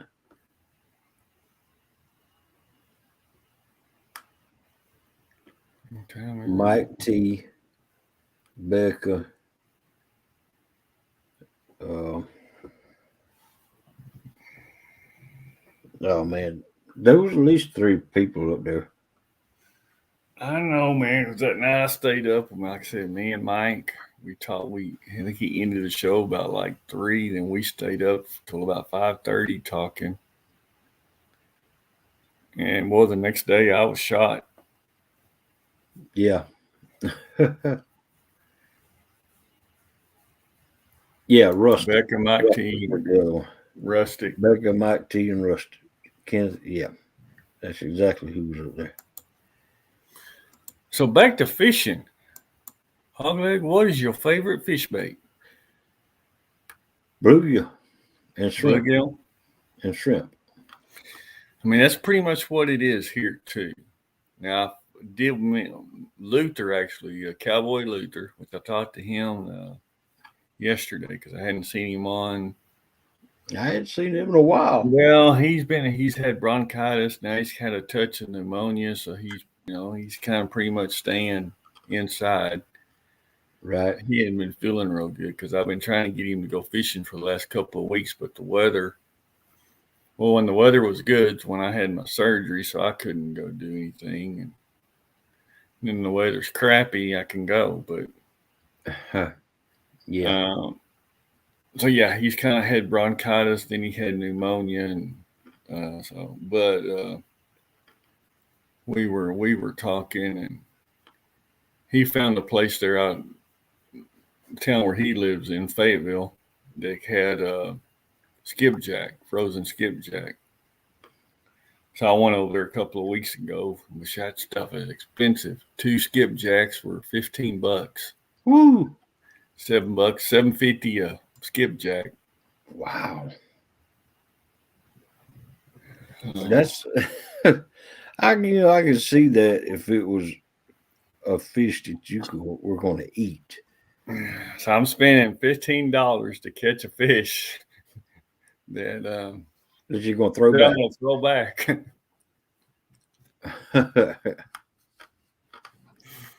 Yeah. Yeah, Lisa, he's doing better. I talked to him yesterday. Cause I had to check on him, make sure he was still kicking. Cause he's got one of the last time we fished together on Pontoon Jody's last bank tournament back in November, and so we had talked to each other on the phone. We never had fished together, so me and him fished that last tournament together. He took one of my rods home, rod and reels home. He's gonna fix the reel. So I called him the other day. I was like, "I'm making sure you're alive. You still got one of my rods and reel." Daggone, Jim. Well, I'm still kicking. I was like, okay.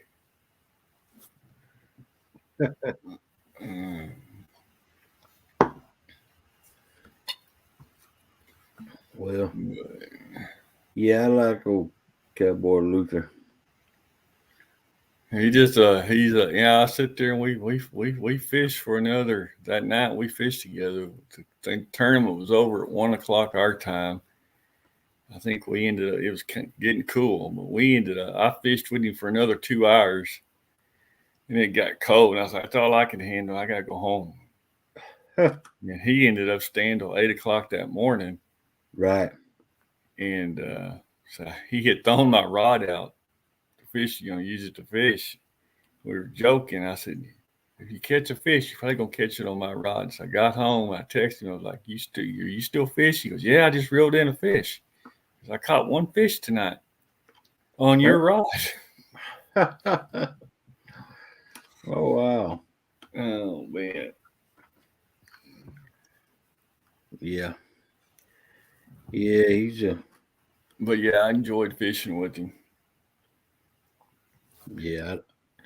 I enjoy watching him. Yeah, last summer I took this little garden wagon and put some rod holders on it and everything, kind of fished with it through the last part of the summer. And then just before I had my surgery, I took it all apart and rebuilt it new and improved way. And got some metal poles and made rod holders Right. and everything. And made it real nice and painted it all new colors and stuff that'll glow in the black light. And Right. yeah, but my wagon's so heavy, I'm gonna have to go up and buy me one of those. I've been looking for one of those little deals that goes in your trailer hitch for a wheelchair or scooter carrier, Right. just to haul my wagon around because my truck sits up so high.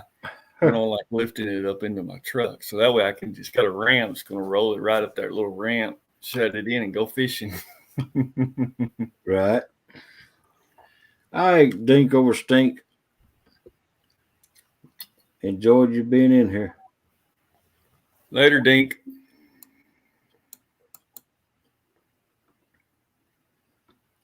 But yeah, I've got some big plans for next year. Yeah. Get done with this surgery stuff and get this fingers back to working.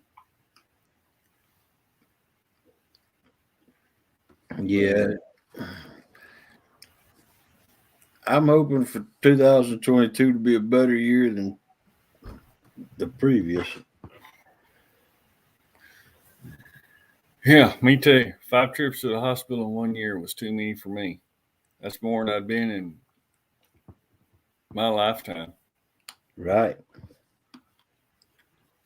I was starting to feel old.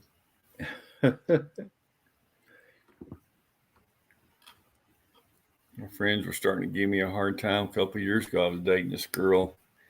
Come to find out after we broke up, my friends were making bets on when the next time she was going to be in the hospital because she was always in the hospital. That go. But it was always something goofy that she'd go in for. Right.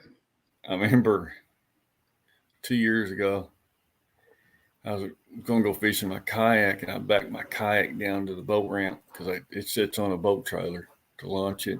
And when I walked down, I don't remember all this, but I walked down to launch my kayak. I must have slipped, hit the back of my head on the boat ramp. Oh wow. So what I ended up, I remember coming up in the water swimming, going, I think I got a head injury. I don't think I need to go fishing. Then the next thing I did, what I done was I got back in my truck and I drove back to my campsite. Then the neighbors pulled up and saw me out walking around, and I had blood gushing out of the back of my head. So of course called 911. Ambulance came out and this and that. Then got to the hospital. And at that time, the girl I was dating, this girl, she was at work. And of course, I'm back there in the ER. They taking me back there and getting ready, just doing all the CAT scans and everything. And because I didn't know where I was there for about 30 or 45 minutes. Wow. And I'd finally come to, and I'm sitting back there, and I was like, well, let me text this girl, let her know where I'm at. Or no, she calls me. So I answer the phone, and she's like, hey, my boss is taking me to the hospital, so you might want to meet me there. Having these chest pains or whatever it was. I said, well, I'm kind of already there. She's like, what? Uh, I've got a head injury. I'm in this one room. Well, which room is it? I don't know. The door's closed. So it was kind of funny. So as I was getting out, they were checking her in. Daggone. It was funny. I was like, well, call me. I can't stay here. My head hurts. Call me when they're going to release you. Daggone. I got to get somebody to come get me right now. Wow. Oh, man. Well, yeah, Yeah, Frogster, I agree with you 100%. I'm glad 2021 is gone.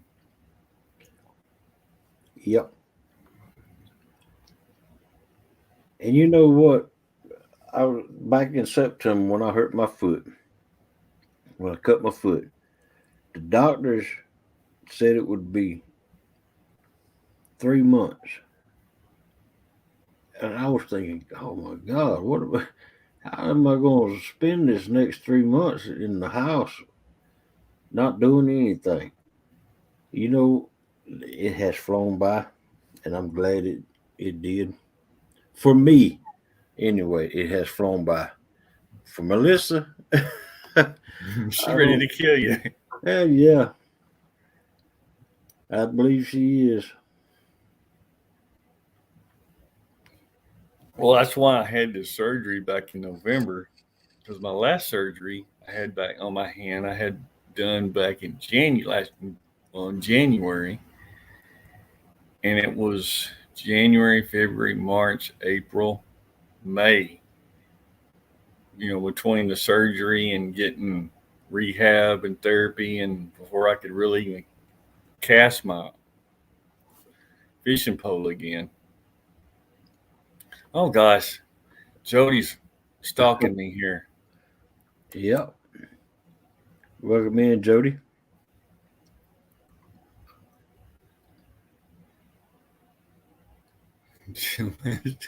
Dang, bacon grease must work.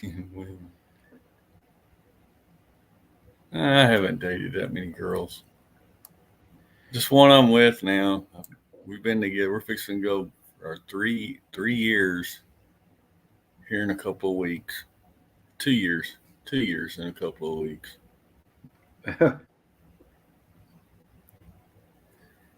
Yeah, but yeah, that first rehab was like 4 months, and so this last surgery, I said I'll get it done in December. That way, by March, I'll be ready to go. For February, get it done during the winter while I'm cooped up here in the house. Right. How you doing, Miss Jody? Did you get a good nap? You were over in Mike's chat earlier. Welcome in, LG Bass.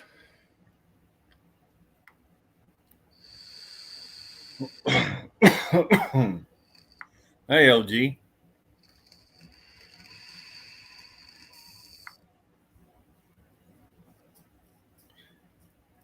And I just thought it was a funny comment that I made towards you over there about the zebra cakes, Jody. I was just trying to be a horse's patoot. She was asking Mike about the Four Locos if they had alcohol. I told Jody, I said, no, they're just zebra cakes on steroids, liquid zebra cakes on steroids. Right. Because I was talking about the sugar and stuff in them. Yeah. Yeah. I know. Caffeine.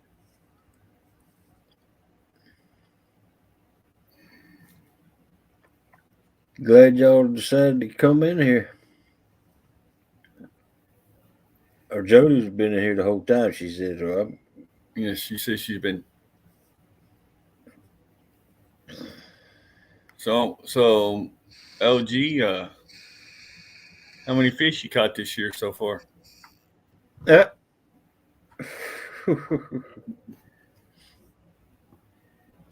You probably ain't even keeping up with them.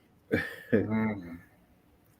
I thought about doing that this year, but it's like I don't know. Until the first up till last year, I lived on the lake for 3 years, so I was there every day. So it'd been easy to go fishing every day. Right.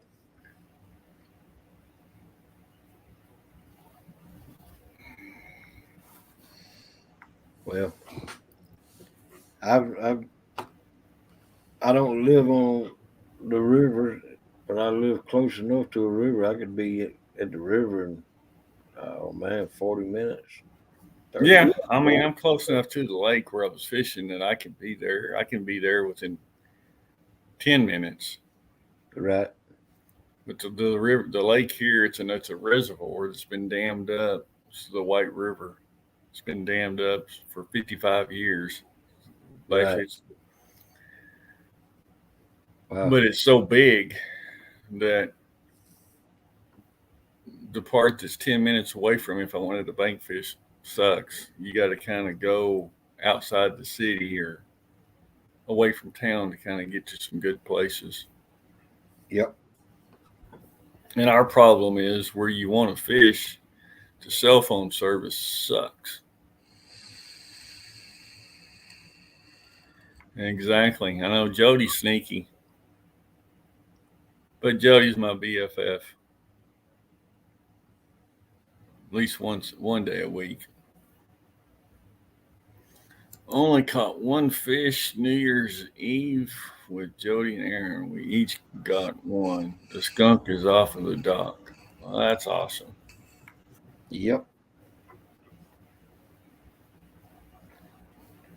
I'd like to fish that dock, but man, it's so far away.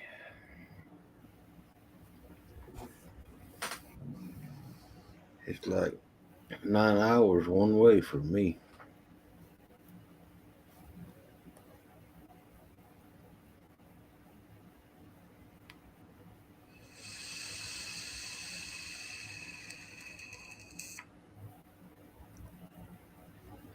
Mm.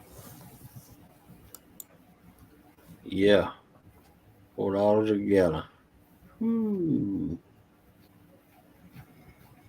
Good Lord. That's expensive. Yeah. Yeah, it is. So, but you got to pay to play, Ernie. I want a boat. Thought about getting one this winter, but well, the prices will be down. But prices hadn't come down that much. Right. I've been looking for a pontoon boat and another pontoon. I got a boat, but Melissa says that she would rather be on a pontoon, and I don't blame her. I had one pontoon and sold it to my brother in 2012, and I want to get me another one. And found one. It's a try. It's a the pontoon's in, but that about that big around, and it's a try pontoon. Try tune. Yeah, it's and then stick steer. Uh, Hmm. you stand up and steer it. I was thinking probably a pontoon because I like being able to walk around. Kind of being free and the leg room. So that's kind of what I was either thinking, or like a V bottom, flat bottom, kind of like what Green Machine has, or something that way. Or like real screamers. They got the big huge sea art boat. Right. I don't Nice want no, boat I too. don't want no little flat bottom boat. Or Welcome in, Kenneth. Take down.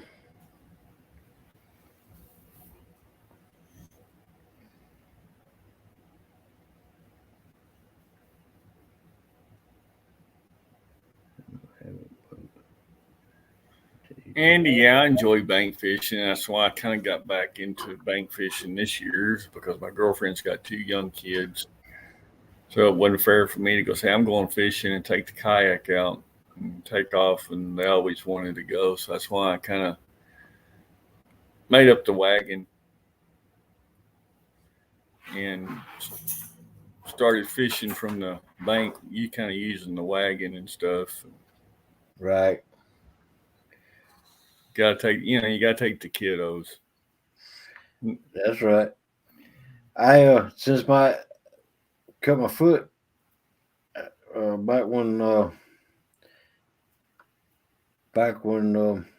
the day that Melissa's mom was buried, we went over to her house, to Melissa's mom's house, and the family all met up there, and that was the only day that I could get to go fishing in her pond, and I grabbed the rod and reel and some bait, and next thing I knew, a bunch of little kids was around me, and I didn't even fish that day. I let each of the kids fish, and that fulfilled me right there. I mean, just to let the kids fish and let them each catch a fish, and I mean that's what I did. I let one kid, fish until he caught a fish, and then there was the next kids. Man, I Yeah, enjoyed that that's so it. much. Well, I learned with these two, my girlfriend's 2 kids. If they're going to fish, you ain't got time to fish because you're constantly taking their fish off or you're Right, helping them. So right. it's not, That's you right. don't even get to touch your own pole there for a That's while. right. But I had them in there. I got these new rods. I got 2 Uncle Lou rods for my girlfriend got me for Christmas. And so we were putting, I got I ordered some PC Fun 50s for him, and we were putting, me and the oldest kid were, he's 11. Right. We were stringing them up tonight. So tonight I sit there and taught him. I said, "You're going to learn how to do your own." Because he got a Uncle Lou's rod for Christmas, and then I bought it, and he got a ugly stick to catch his perch with. I got him that for Christmas, and Right. said, "You're fixing to learn something tonight." He's like, "What's that?" I said, "You're going to learn how to tie a Palomar knot, and you're going to learn how to tie um, oh crud, the knot for the hook. What is it? Oh, brain fart. Now all of a sudden, after I'm not teaching him, I can't remember. But he sat there and he learned both knots. And then when I was doing my rods, I said, "Here, tie my knots." And he learned to tie those tonight. And I was like, "There's your lesson." Right. So now all you got to do is grab your pole and go. Yeah. Snell knot, yeah. So he learned Yeah. his Palomar So, knot and a snell knot tonight, and or this well, evening. They've been out of school, so the last 2 days he's been learning how to tie those knots, and he had it down tonight. And I remember my first knot that I learned to tie, and it was taught to me by my papa, which owned the Rocks Fishing Camp down in Lake Kissimmee, and he sat out there on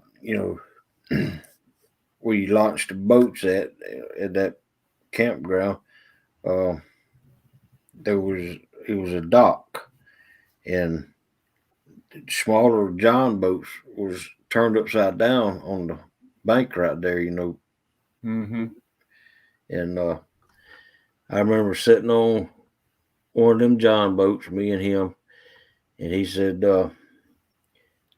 "Steve, I'm gonna teach you how to tie what you call a fisherman's knot."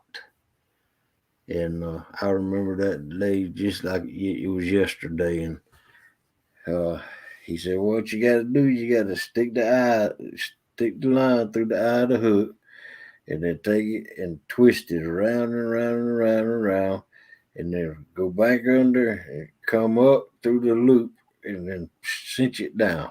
And that was called a fisherman's knot. I mean, I remember that like it was yesterday. yesterday. Yeah. And that was my first night.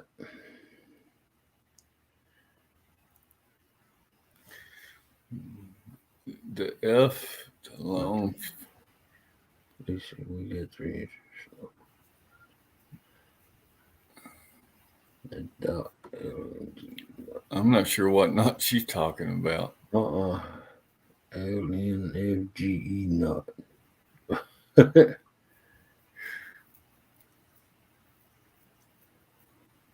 And oh man, I don't know. Maybe I figured out some knot that LG used for the dock out there. That's right, Lisa, and I remember that day. My papa told me that knot, and I hope that those kids that day will remember back 50 years from now of me doing that for them that day. Just um, teaching them to catch fish and enjoy it. I mean, the dock land snail knot. No, but yeah, that was like this year when Muskrat he did that first kids fishing tournament back in, I think it was like March. We were sitting here and the kids were watching. We were all watching it on because I had it on the TV. So I have like a 70 inch, 75, 80 inch, 75-inch TV.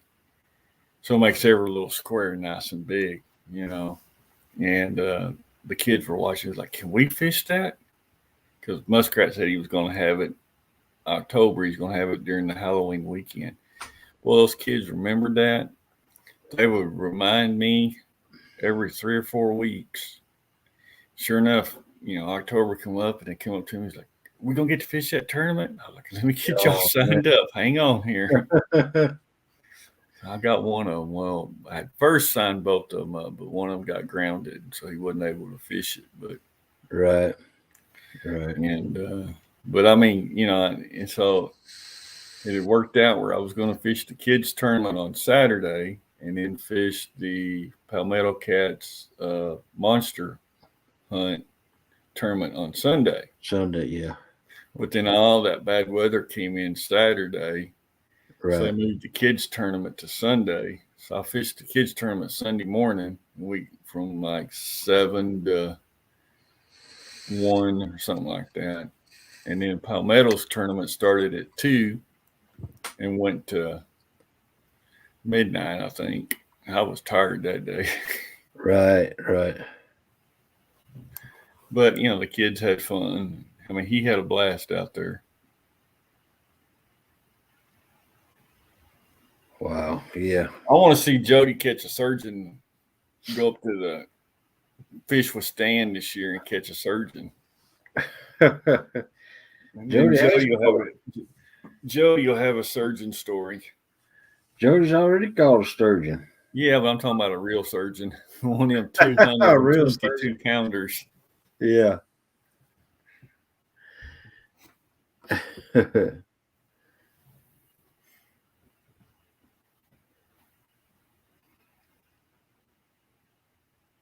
What I want to catch is I've never caught a walleye. Oh, walleye's down here. See, that's what I was first going to do. My channel was going to be walleye and catfish and then outdoor adventure. But we've got walleye here in our lake, and legal limits got to be 19 inches.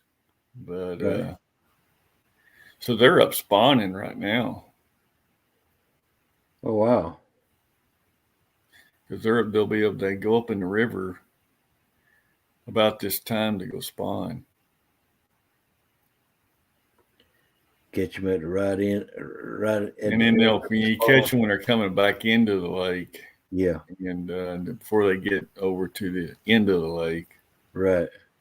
But then last year was so messed up that I didn't make it.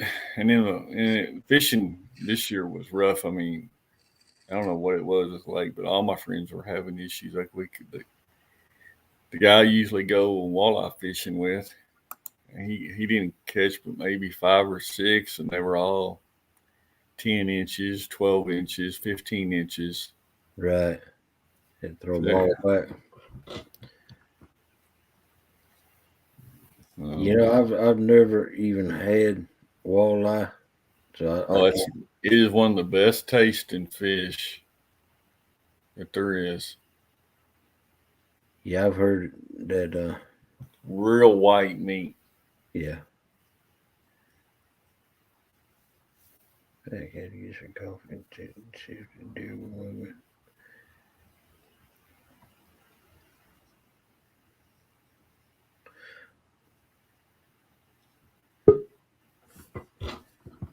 We got Jody coming up. Oh, Hello, Jody. Jody, that hat's not allowed on this channel. I still got the sticker on it, like has. You still got that sticker. You still trying to be cool. Yeah. Yep. I was hoping you were going to be at the desk. What desk? My desk is piled up. It's I become know. a I catch-all. wanted to see if you'd emptied it yet.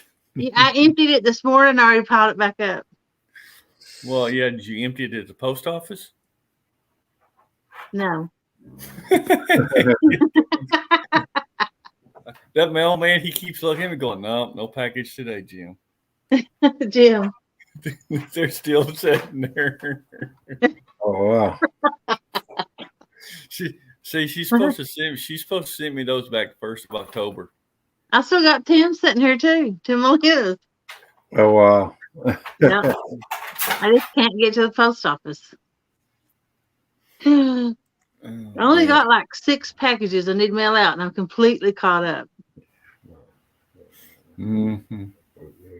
I love giving her a hard time, like, see, because that's why I was waiting on that T-shirt for Halloween, because I was going to dress up as Pontoon Jody for Halloween. Yeah. But she wouldn't send me the T-shirt. I seen you with that hair on though. Yeah, I got it. It's right around here somewhere. Yeah. I'm saving it for next Halloween. Are you? If I ever get my shirt. Yep.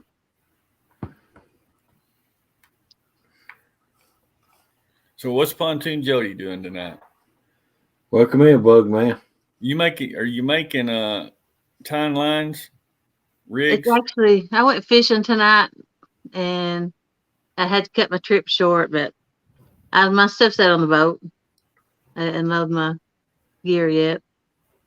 I'll wait till morning and do it. So did you catch anything tonight? I caught a white catfish.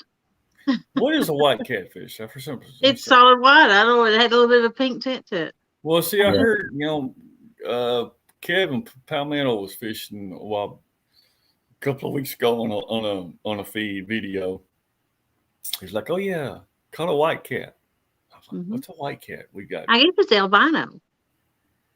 So I figured. I mean, it didn't look albino. It was just, I don't know. I guess albinos, they have pink eyes. Yeah, I didn't have no pink eyes. Right, it was just a white cat then. Yeah. It had a pink tint around its mouth, but its eyes was not pink.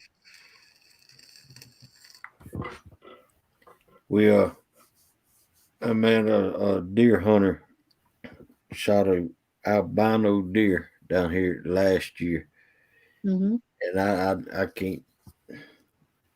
Man, everybody down here hated that hunter so bad for shooting that deer, and he should have never shot it. I mean, that's. I kind of agree. There's a place where I live that sells them, actually, for places to stock them for hunters. Yeah. They've got big fields of them. You can drive by. I've actually drove by and parked on the side of the road and looked at them. Wow. Mm-hmm. But that albino deer, I mean, look how many years it was out there in the wilderness, and it made it all this time, and there's some crazy deer hunter comes along and shoots him. Well, see, Tim, that's kind of what I thought. Is white cats are ones that pretty much stay in deep water because they're not going to get the sun. Yeah. where your lighter blue cats are up in shallow water in the sun, so they're going to be darker. Right. It makes me wonder that, usually albinos don't live because they're immune. short, well, everything hunts them down because they're different. Right. So it might not even been a true one that was living there all that time if it hadn't been seen over the years. Right. It could have been. He could have escaped from. Or they could have. Somebody might have got it and let it loose, or. Mm-hmm. Right. NBA. Yeah. He's got ducks tonight or this morning. It's morning time. It's 4:27. Yeah.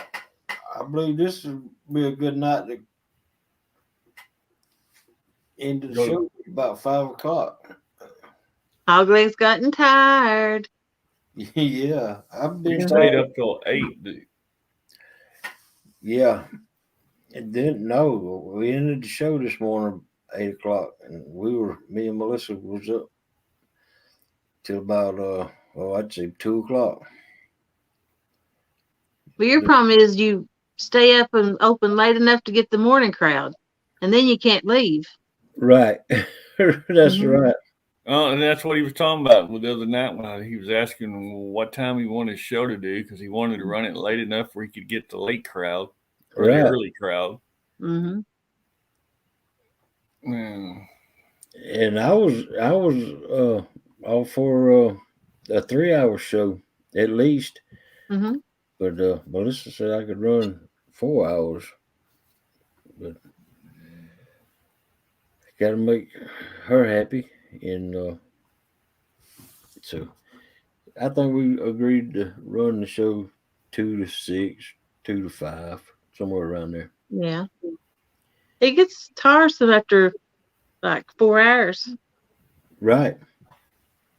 Of just sitting here that long. Yeah. Because mine's 4 hours long, and if I had Thursday night, I'll have to sit and talk instead of fish because they're giving snow again. It's hard for me to sit there 4 hours because you know what I usually do. Right. Mm-hmm. Good morning, Fall Zombie. asleep in your own show, live show. I fall asleep at some point. And then try to take a drink out of your bottle, which got a lid on it. I was co-hosting that night. We were like, me. We were laughing at you. We got such small pictures. When I did it, I thought no one's going to see that.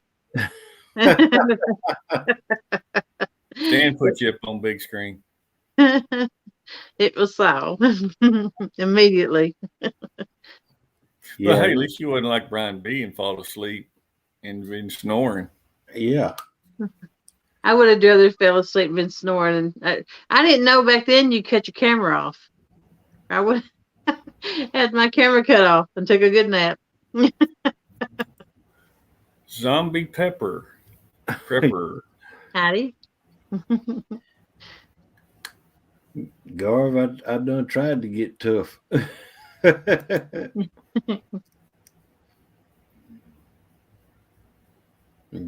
ain't working too good. So, Jody, what's the weather like in your neck of the woods? It was very cold tonight. Y'all getting that snow tomorrow? We're supposed to. I had to actually shovel snow out of my boat. It was packed in there. Well, I know our weatherman said that South Tennessee could get up to like 6 inches tomorrow. I'm East Tennessee. Oh, you're east? Yeah. But they're giving 4 inches here. But yeah, I had to clear my boat out. It took me about an hour to get all that snow out. We're right on the edge of it here in Arkansas. We could get maybe an inch. Mm-hmm. Wow. It's supposed to be down below zero, or wind chill at 0 tomorrow night. Yeah. Tina's going to get snow. She's in Central. Yeah. Yes, Yeah, I was trying to figure out where she was at, Central. Which would be Nashville, I think, is west.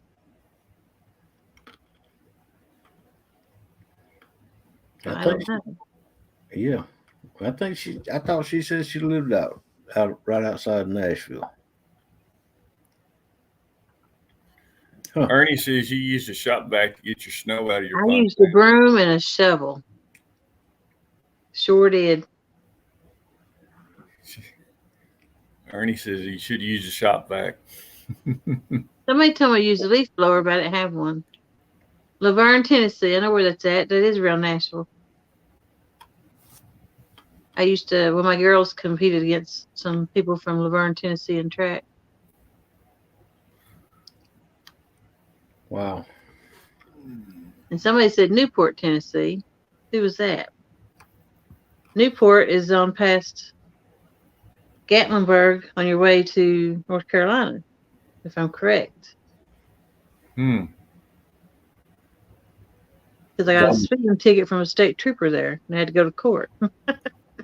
Zombie asks, "Are you near Newport, Jody?" Yeah, is that correct? You're past Gatlinburg and them on your way to North Carolina on the interstate? And maybe there's a college there. I'm pretty sure I got a speeding ticket there, and I had to go to court there.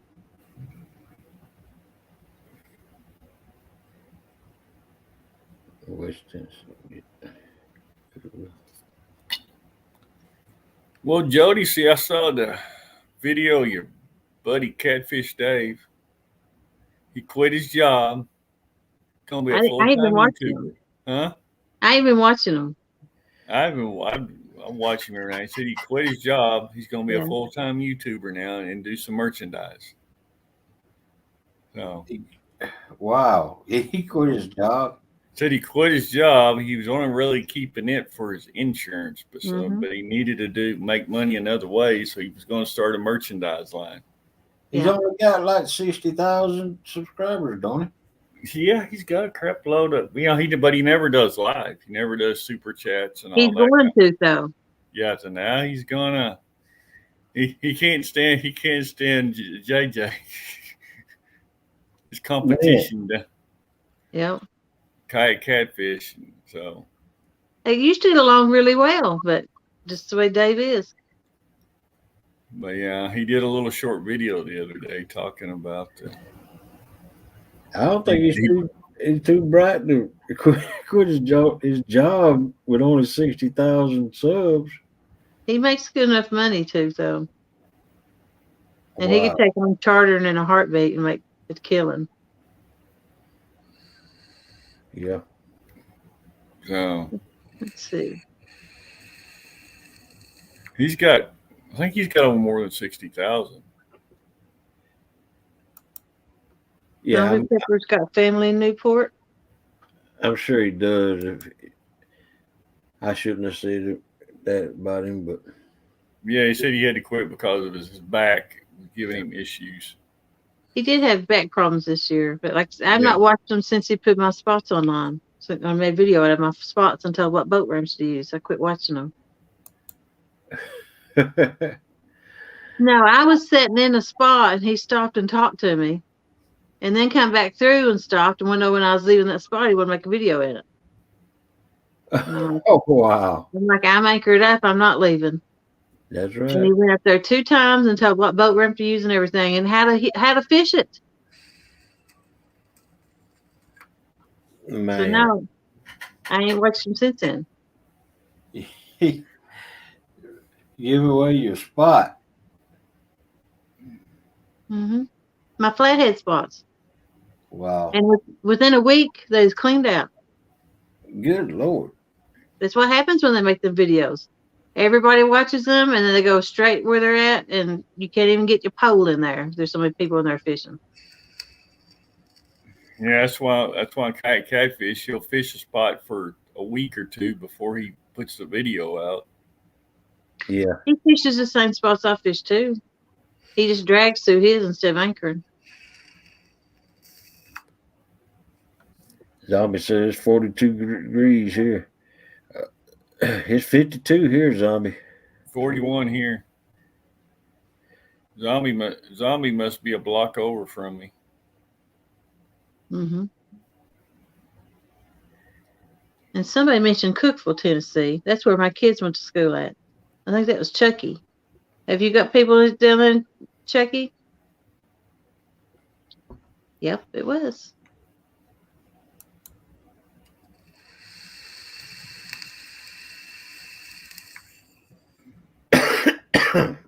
West Kentucky. West Kentucky, yeah.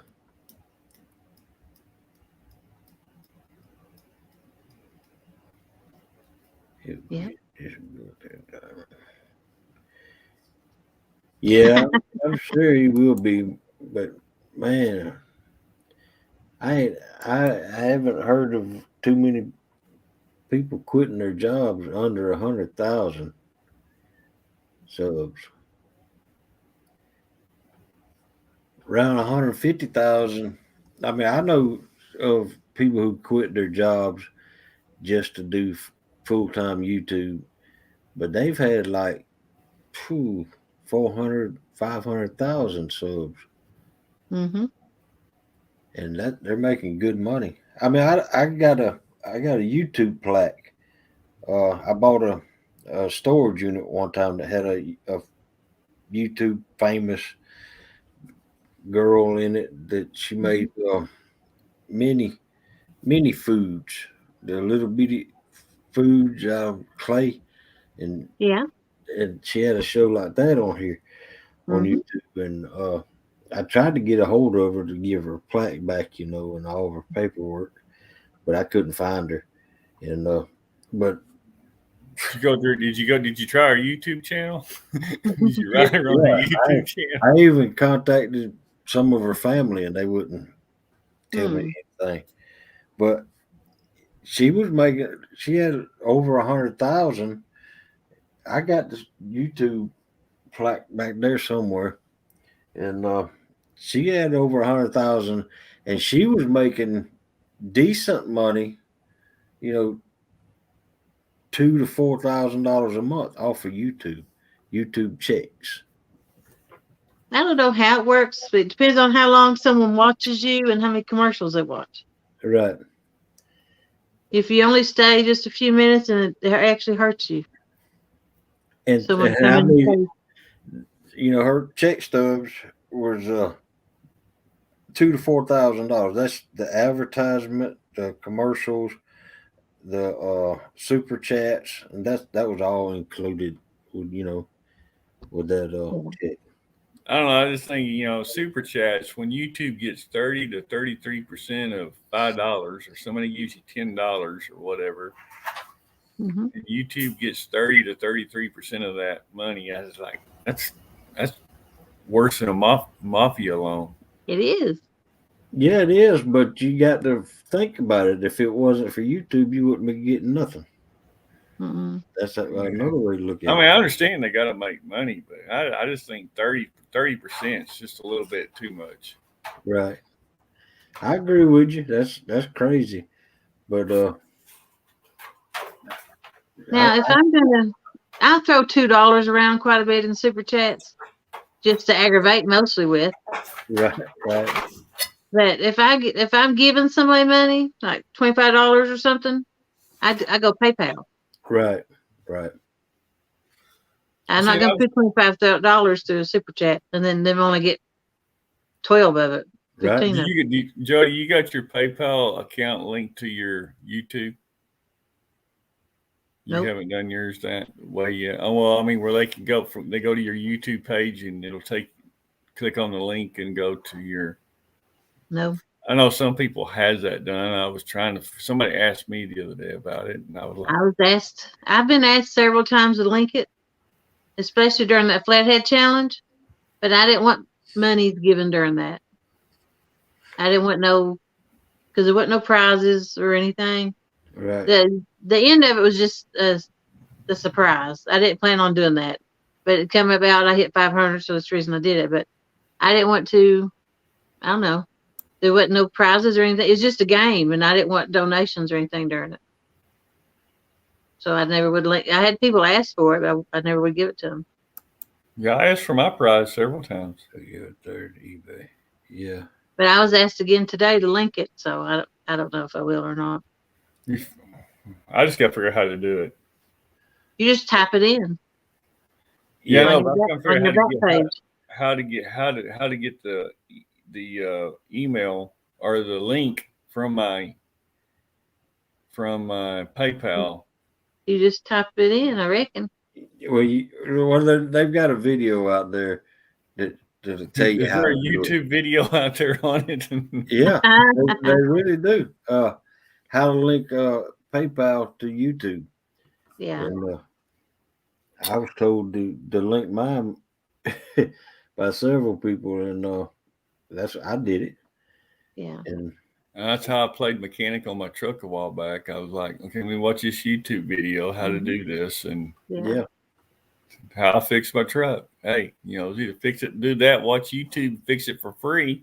that's Yeah. right. Go pay some mechanic $400 to do it. That's right.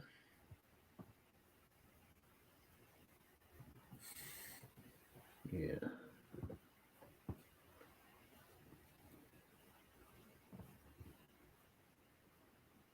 Ricky said it again.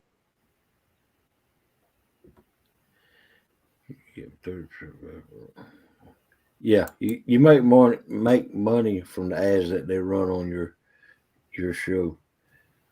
True. Zombie Prepper, is your family in? No, it was Bugman. I think said they had family in Jamestown. Jamestown, Tennessee, or Jamestown, Kentucky? I think Prepper was from Kentucky. Well, there's a Jamestown, Tennessee, and a Jamestown, Kentucky. Mm-hmm. I'm close to both of them. I'm really close to Jamestown, Tennessee. Is Bugman. Yeah, I've got my PayPal in the description.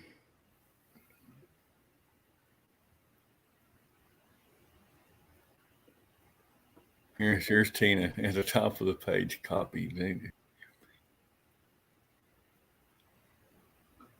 UW pay. I'm not that good at computers and stuff like that. I Yeah, can do my work computer, but this kind of stuff, never fooled with it before. Once you do it, you learn it, but I just don't. Well, as soon as you learn it, they update it, Yeah. and then you got to In learn Harlan, it Kentucky. all over Right. again. Tennessee. I'm 30 minutes from Jamestown, Tennessee, Bugman. Chuck It's right down the road from me. he's been to Jamestown, Tennessee. It's very small, just a little town like everybody else has got in Tennessee. It's got a Walmart and a Save-A-Lot and a KFC. Okay. I think it's Lisa. got Walgreens. All right, Lisa. Thanks for stopping in. Have a good day. Get you some rest. Bye, Lisa.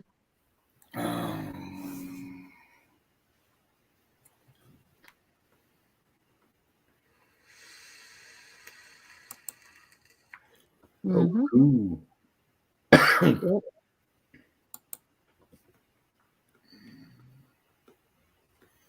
So what was you using for bait tonight, Jody? Frozen skipjack. Frozen skipjack. It's getting hit pretty good. Was it? Yeah. I've got some in the freezer here. I can't wait to go try it. Luther, we found a spot here in town. 2 skipjacks, $15. Wow. That's crazy. Yeah. They're not real. I mean, they're good size, but they're not none of those big, huge ones like y'all got down there. Yeah. But wow. I'm sorry, but I just can't see buying 2 skipjacks for $15. That's how good of a bait they are. Wow. I'd like to find some herring. They are a herring. They're in the herring I knew family. they're top. I knew they're a type of herring, but I like Yeah. to find some. Yeah. I don't know if you could find herring at a seafood shop or. I don't know. Let's see, Tina. No, I don't fish Cherokee. I don't take my boat Morning. that far. Good morning, Gigability. Welcome in. Gigability.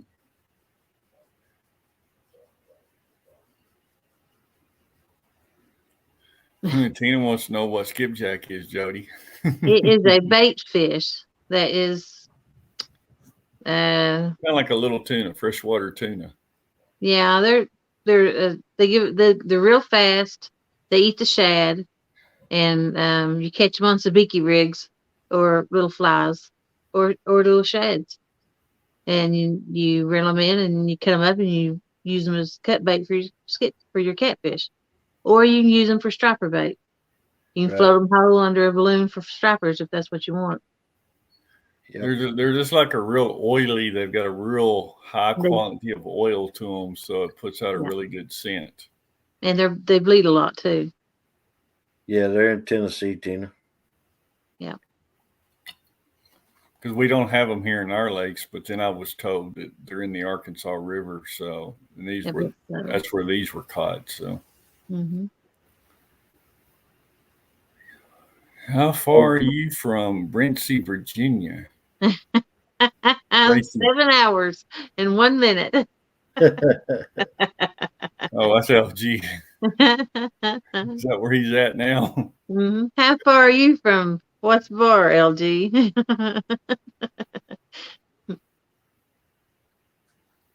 Bugman says, do you know where Forward Story is? Jody? No. I'm sure that's an old time store. I probably don't know, probably seen it, just don't know the name of it.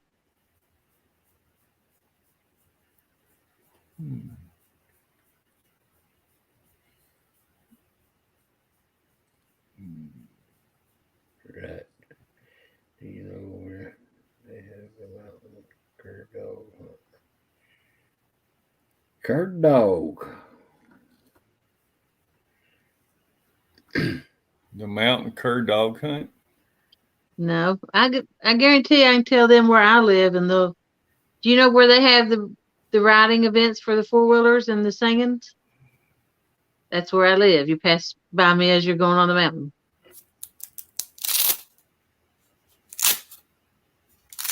They've had Hank Williams Jr., everybody up here singing twice a year. It's been a while since I heard of. No. It's been a couple of years since I heard cur dog. Mm-hmm.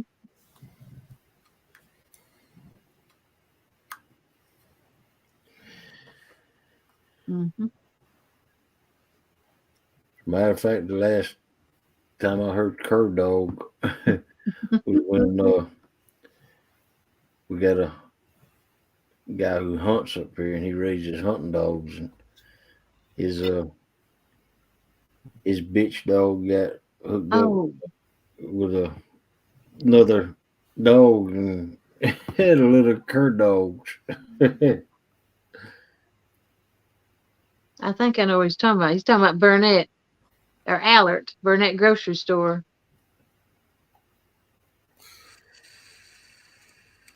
Jody, when are you supposed to get your Uncle Lou rods? Are you waiting I've got them. Oh, you got them already? Yeah. So which ones? I ordered. Well, my girls ordered them Friday, and they come on Monday. What'd you get? Medium heavy. Got all you went all spinning, or I mean all bait casters? All bait casters. I don't like spinning reels. You don't like spinning reels? I hate spinning reels. You know, I'm right-handed. Damn road, yep. And I use my open phase, closed phase, my bait casters. Mm-hmm. Spinning reels, though, I have to reel with my left hand. I can't do that. I can't. I've got to still reel my spinning reels right-handed because I sit there and I end up doing the rod. I hold the handle and just sit there and spin the rod. I cannot. Yeah. Yep. I spin my spinning reel is left-handed because I hurt my right hand. It's just easier to do it with my left. Yep. I've seen some people Bye, bug man. that right-handed. I've seen them throw their spinning reels out and reel it in right-handed. But I got to throw it out with my right arm and then take my left hand and reel it in. Yeah. Yeah, I'll put the reel in my left, or the reel in my left hand, but then I'll take the rod and I'll end up doing the rod up and down and doing it that way. Yeah. What you doing? Now that I've had this surgery, I don't know how I'm gonna fit or what I'll be doing. No. Wow. But You have one of them electric ones where you push a button, it reels it in. yeah, that's an idea. Uncle Lou, yeah, I don't know if Uncle Lou has any of them electric reels. No, we strung because Chris got a one or didn't win it, but John and Kay Oiler sent my girlfriend's son a reel or a rod, Uncle Lou rod. So when I contacted Uncle Lou, he said, "What do you want to spin in, or what kind of rod you want?" I said, "Well, so I don't want to spend all evening untangling backlashes and bird nests. Go and send him a spinning reel." So we set that up the other night. It's a nice rod. Then my girlfriend, I don't know how she figured it out, but she figured it out on her own. I was proud of her. Yeah. And she ordered me 2 Uncle Lou's. She got a medium and a medium heavy. Yeah. We'll set them up, and they're nice. Yeah, I'm tickled with mine. So, Want to stand? Welcome in. Is those Abu's size 8,000? Is that what those are? Did they get that big? RB Garcia?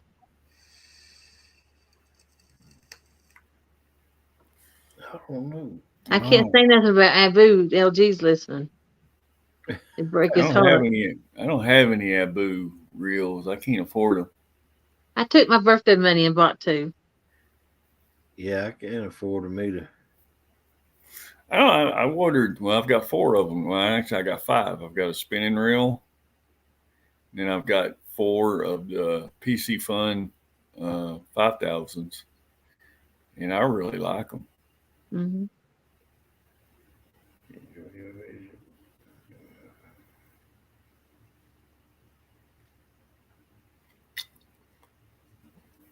A Pin Battle 8000. I've got 1 pin bait casting reel. Yeah, that's probably one of them pin reels I can't afford too. I got the pin in the Warfare. I got the Warfares. I got the 209s and the 309s. Oh, Jesus, good call, Jody. Something about Abu Garcia was being recalled because the Chinaman put the bearings in upside down or something. I'd say Sweden on them.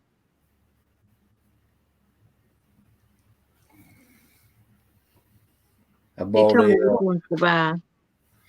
I bought my first PC Fun Chaos 60 the other day. You got it in yet? Yeah, I already got it on that Uncle Lou's rod back there. I bought 2 50s and put them on the Uncle Lou's. I like the 50 because it's got the thumb bar. I don't need the thumb bar. Well, I mean, you got the thumb bar. I hate that little. Well, especially now. Push button? Yeah, that little bitty push button. I like the big. So. Well, that push button. It don't bother me.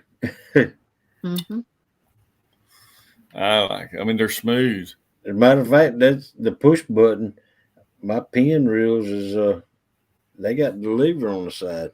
You got to use the lever to throw it. So that push button's an upgrade as far as I'm concerned. Abu doesn't say Sweden on it. Don't buy it.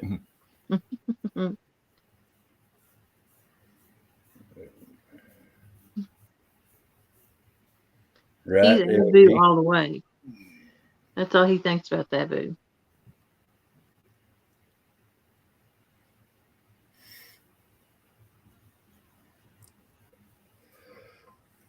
But my pin reels, they're so old. They're still Bakelite sides on them. Mm-hmm. You know, now they're plastic. Mm-hmm. The reels I just don't get it. I don't see how they do it. Like kayak catfish, he fishes with them. He's got those pins, but he doesn't have a level wind on them. He uses his finger to do it. Mm-hmm. I couldn't do that. But I have the level wind. He does not have the level wind. Yeah, that's what I'm saying. He doesn't have level wind, and he likes them. Yeah, But a lot of people do. He was fishing with the level wind a couple of videos back. His finger was still going back. He's like, I can't get used to not using it. But Yeah, he says they tear up and they don't cast as good as far. Yeah, Right. he was fishing with sumo reels that come out, so he was trying to fish with them, and he fished with them one video and went back to his reels. Mm. Right. Big Mike don't use level wind reels. I don't think he does. Nope. I like the level wind, and if it tears up, I'll just get another one. Yeah, that's me. I got one pin 209 that doesn't have as a matter of fact, it doesn't have level wind on it. Mm-hmm. And, I can use it same as I do the level wind. I don't have to worry about it. So I run braid on that one. Mm-hmm. And the braid with running the braid on it, it doesn't it does itself back and forth anyway.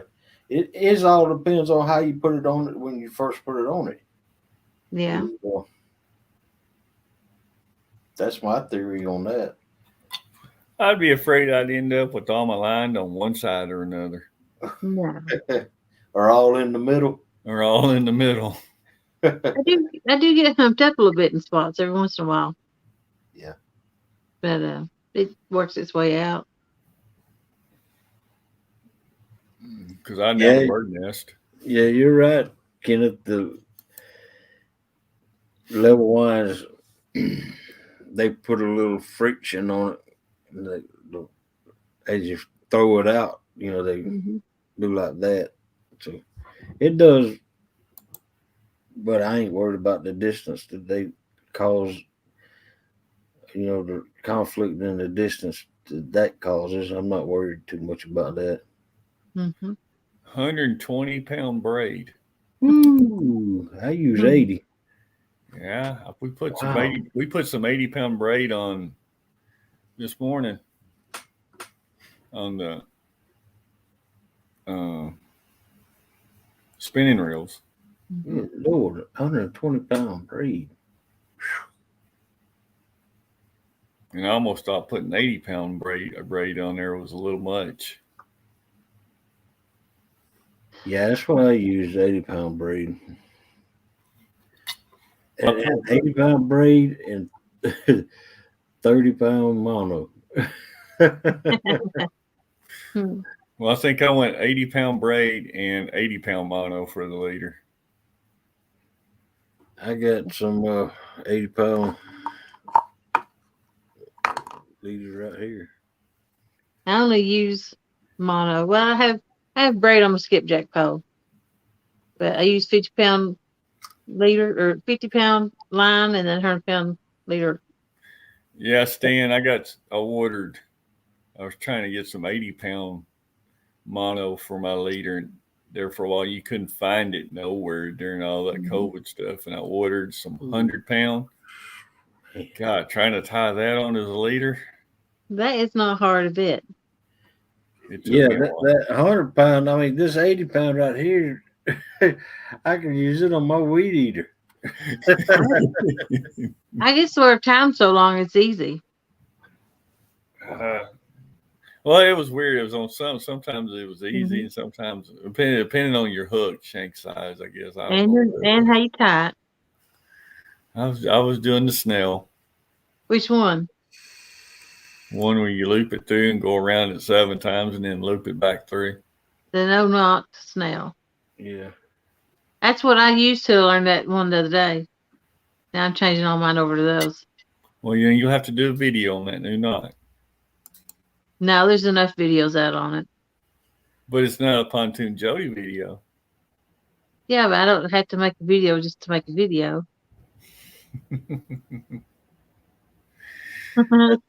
If I was going to do that, I would have went live when I was shoveling snow out of my boat. Well, yeah, you could. You should have. And look, look like I'm going fishing. This is what a girl does. Get out here and fish. Y'all make sure y'all vote for me. Oh, goodness. Yeah. Again, Jody, congratulations on the nomination for the Golden Whisker Award, Lady Angler. Well, thank you. Appreciate it. I believe you nominated me. I believe I did. Yeah. Thank you. Yeah, I think you contacted. Hey, vote for me on this. Well, Jody, I'm sorry, I've already sent my nominees in, and this is what I voted for. Mm-hmm. I wanted Flathead of the Year. It's like I haven't seen you catch big enough flathead for that, Jody. So It said it didn't matter the size of it. My flatheads are pretty big, 30 and 40s. That's a pretty good size. that's pretty good size flathead. Mm-hmm. I got to do that tomorrow. I got to sit there and go through and do the final vote. And haven't done that. I already did mine. Yeah, it's a vote, Tina. Mm-hmm. There's you go to that site and you got to vote on many different things. Yeah, there's about 12 or 15 different categories that you can vote on.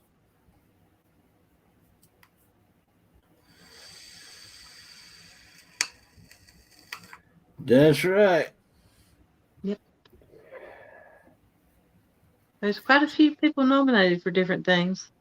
I just like watching the videos and stuff. I like seeing anybody's picture of a fish too. Yeah, that's me. I like to watch. Especially this time of year because there's not a lot of content coming out where No. everybody's putting stuff out every day. Mm-hmm. I got someone to help make her video because I had part of it was on a camera and then part of it was a live feed and I didn't know how to do it.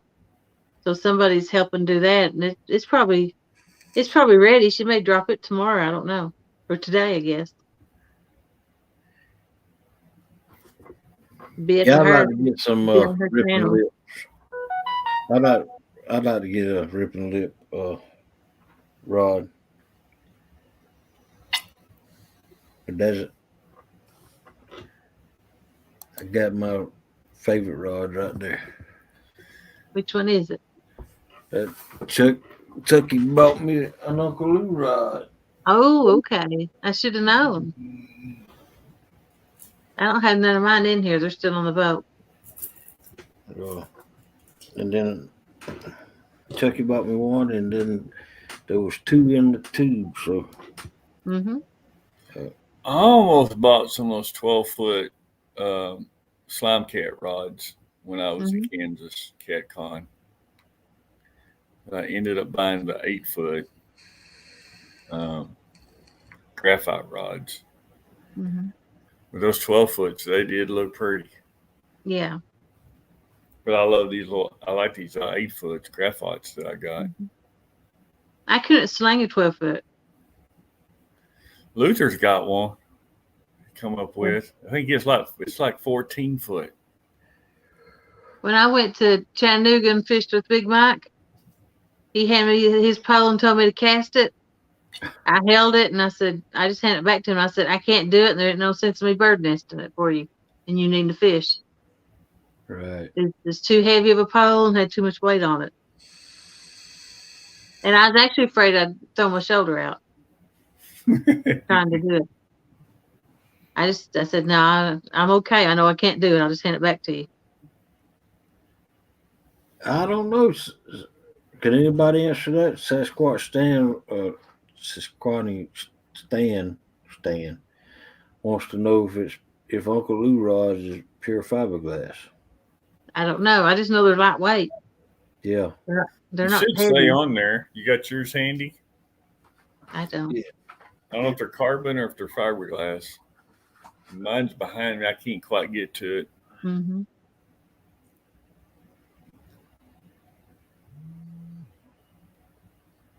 It don't say. It says 769 weight. Boar. It don't say. But I like the way they feel. Mm-hmm. Yeah, I do too. I like them because they're not as heavy as my other poles. Right. And this Mad Cat's rod right here. Yeah. It's heavier than them Uncle Lou rods. Yeah. And I like the eyes on them. They're stainless steel. I think there's 11 of them. And Yeah, they there's show up 11. really good tonight. I'm going to do a comparison on these new Slime Cat graphite 8-foot. Mm-hmm.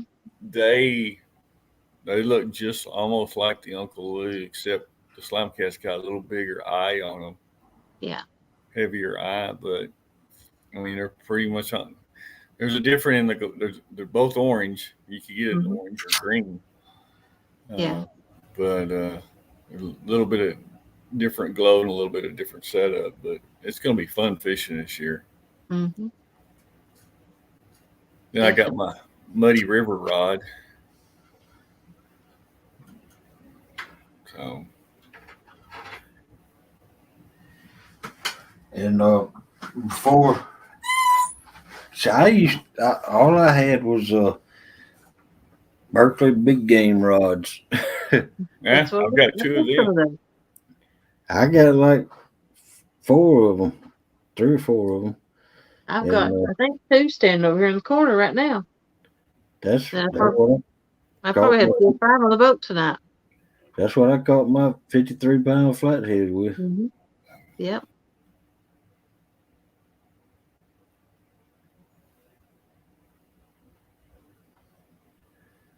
See, Tina hurt her shoulder too. Finally braided my hair. I remember when your shoulders are wrecked like that, you can't do anything.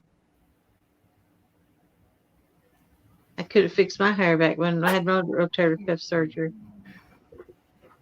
Yeah, I'm getting a Brian B sending me his OG Patriot rod. Really? Yeah. Wow. Yeah, I want a heavy one too, Stan.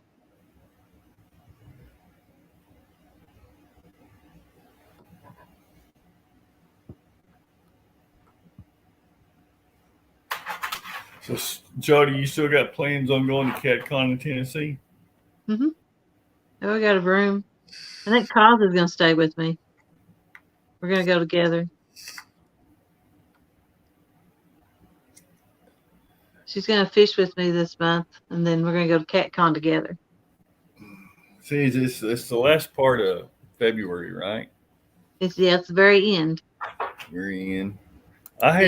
At first I wasn't going to go to it, and then after I went, I was going to go to the Kansas City, which I did. Mm-hmm. And I had such a blast up there.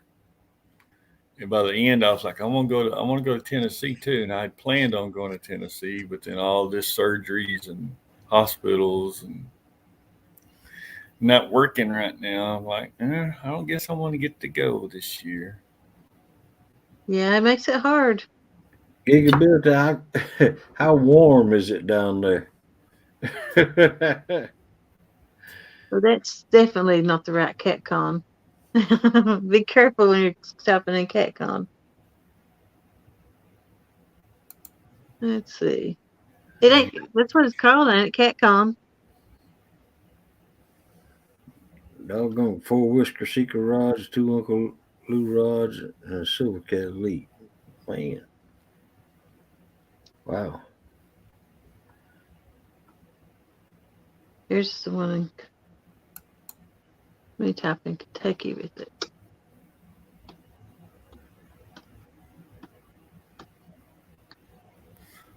I don't know, Stan. Uncle Lou rod is really not a bendy rod.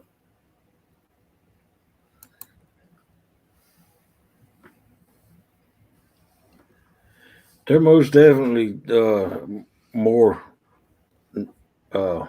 heavier than a Berkeley big game rod.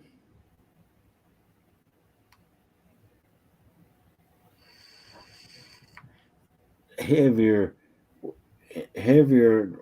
What I mean by heavier is stiffer, not heavier, stiffer.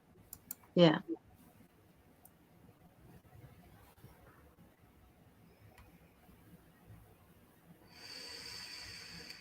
And a lot heavier than my Shamu or whatever it is called. Shimano. Shimano. Shamu. Shamu. Shimano, what I call my skunk buster. Is it a Tikado or what are they called? I think so. I was told to buy those. How do you like them? I use them. My uncle down in Florida before he passed away gave it to me, and he used to use it in the ocean and out on the Gulf, and Yeah. I like it. I like it.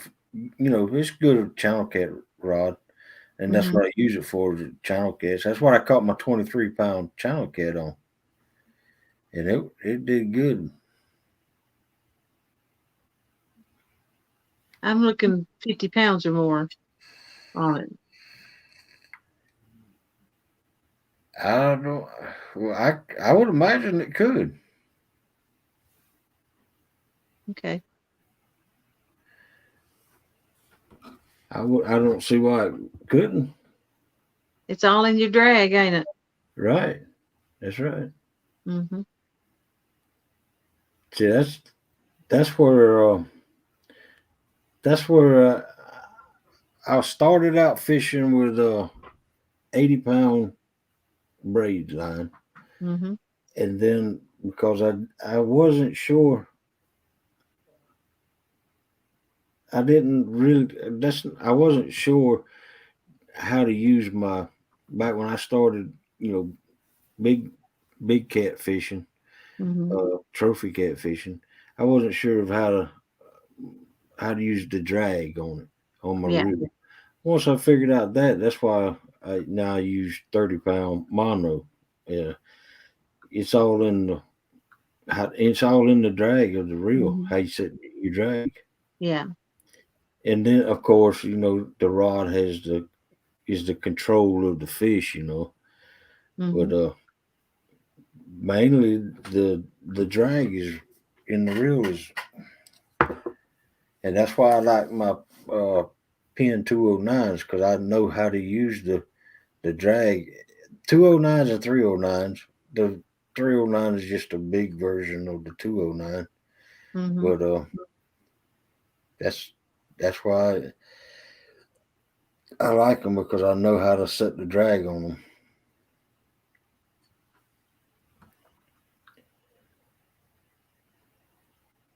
Let's see. It's 5:15. You said you want to close at 5:30. I think I'm gonna jump on off so you can be doing what you need Okay, to be doing. all right. Thank you, Well, Jody, for it's coming up been here. nice. It's been nice that you got to see me, Jody. Uh-huh. I was glad to see y'all and everybody. Hello in chat. All We'll right. talk to you later, Jody. Now that right there would be one heck of a fight. A 75-pound stingray. If Yeah. anybody's ever caught a stingray, them stingrays they are fighters. Uh, heck, a damn good 5-pound stingray will give you a good fight too. Imagine a 75-pounder. Good Lord.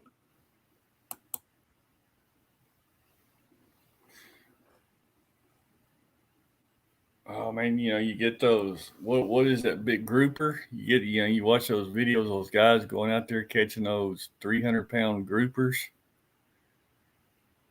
out of a boat and on a rod, and I mean that fish hits them, about pulls the rod and the fishermen both out of the boat. And Yep. Gigability knows all about that, don't you, buddy? It's 61 degrees down there where Gigability is. what's here 61 here?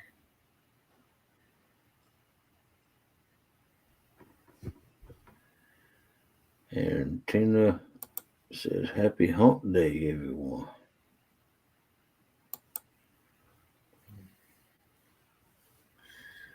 Happy Wednesday.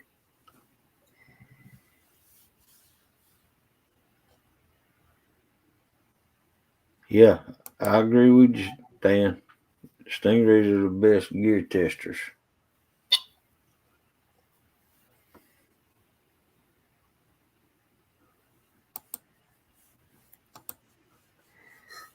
Will be 30 by 4 p.m. All right, I think I'm going to jump out of here. All right. Thank you for being up here, Jim. And Hey, no problem. I was kind of bored, and like I said, I'm kind of a night person too. I'm not much of a morning person. right. That's me. When I was driving a truck, I drove at nighttime. I mean, my favorite shift to work was 8 p.m. to 4 a.m. You got off at 4 o'clock in the morning, got home, still dark, go to bed, sleep till 10. Then you had most of the day to do whatever you needed to do at home and go back to work, go to work at 8 o'clock. Right. Well, I ran at nighttime because it was, the cooler the highway is, the easier it is on the equipment, and there seemed to be less traffic out at night too. True. Yeah, I wish it was 75 degrees here. He too.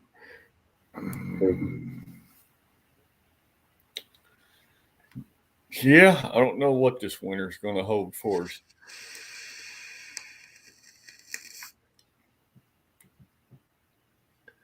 No, I don't either. I wonder. I wonder what's going to happen with this COVID. If this Amatron, whatever it's called. I wonder if this is going to be the last strain of it. Hopefully it is. Yeah, that's what we said about the last two strains. Yeah. As I said, just as it starts to die out, they come up with a new one somewhere. Right. So, and I think, like I said, it's just like the other virus. I mean, every year you get a different kind of flu, or the flu. Every year is a different kind of flu that comes through. Right. Okay, Garv, get you some rest. And LG, you do the same. Thank you for coming in, y'all. I think I'm fixing to end this stream here shortly myself.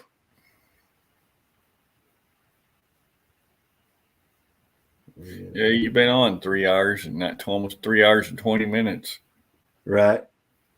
3 hours and 19 minutes, almost 3 hours. 3:20 right now. 320. All right, well, I'm gonna give y'all a couple of minutes to say y'all's goodbyes and hellos and whatever you need to say to each other. And I think I'm fixing to end this show. And I Go think surprise Melissa and say, "Hey, look, I'm home early." Right. She's been busy in there cleaning up. So I hear her in there. Yeah, I get to go get that dryer belt today. Might get it on. Hey, then you won't have to hang your clothes out there outside on the clothesline in the freezing weather to dry. That's right. That's exactly That's a little right. bit too much starch. Yeah. All right. Yeah, that's what I'm gonna do. I'm gonna go ahead and end it, and maybe go in there and get me a nap, and then get up and go to Home Depot or Lowe's to get the belt. We bought the dryers at Lowe's. Washing machine and dryer. We bought them at both of them at Lowe's 3 years ago, I think. Have a good one, Dallas. Chunky. All right. We See you later, fixing. Chucky. Dale. Tina. Tim. All right. Y'all have a good morning. We thank y'all for coming in. And we'll be going live again, 2 a.m.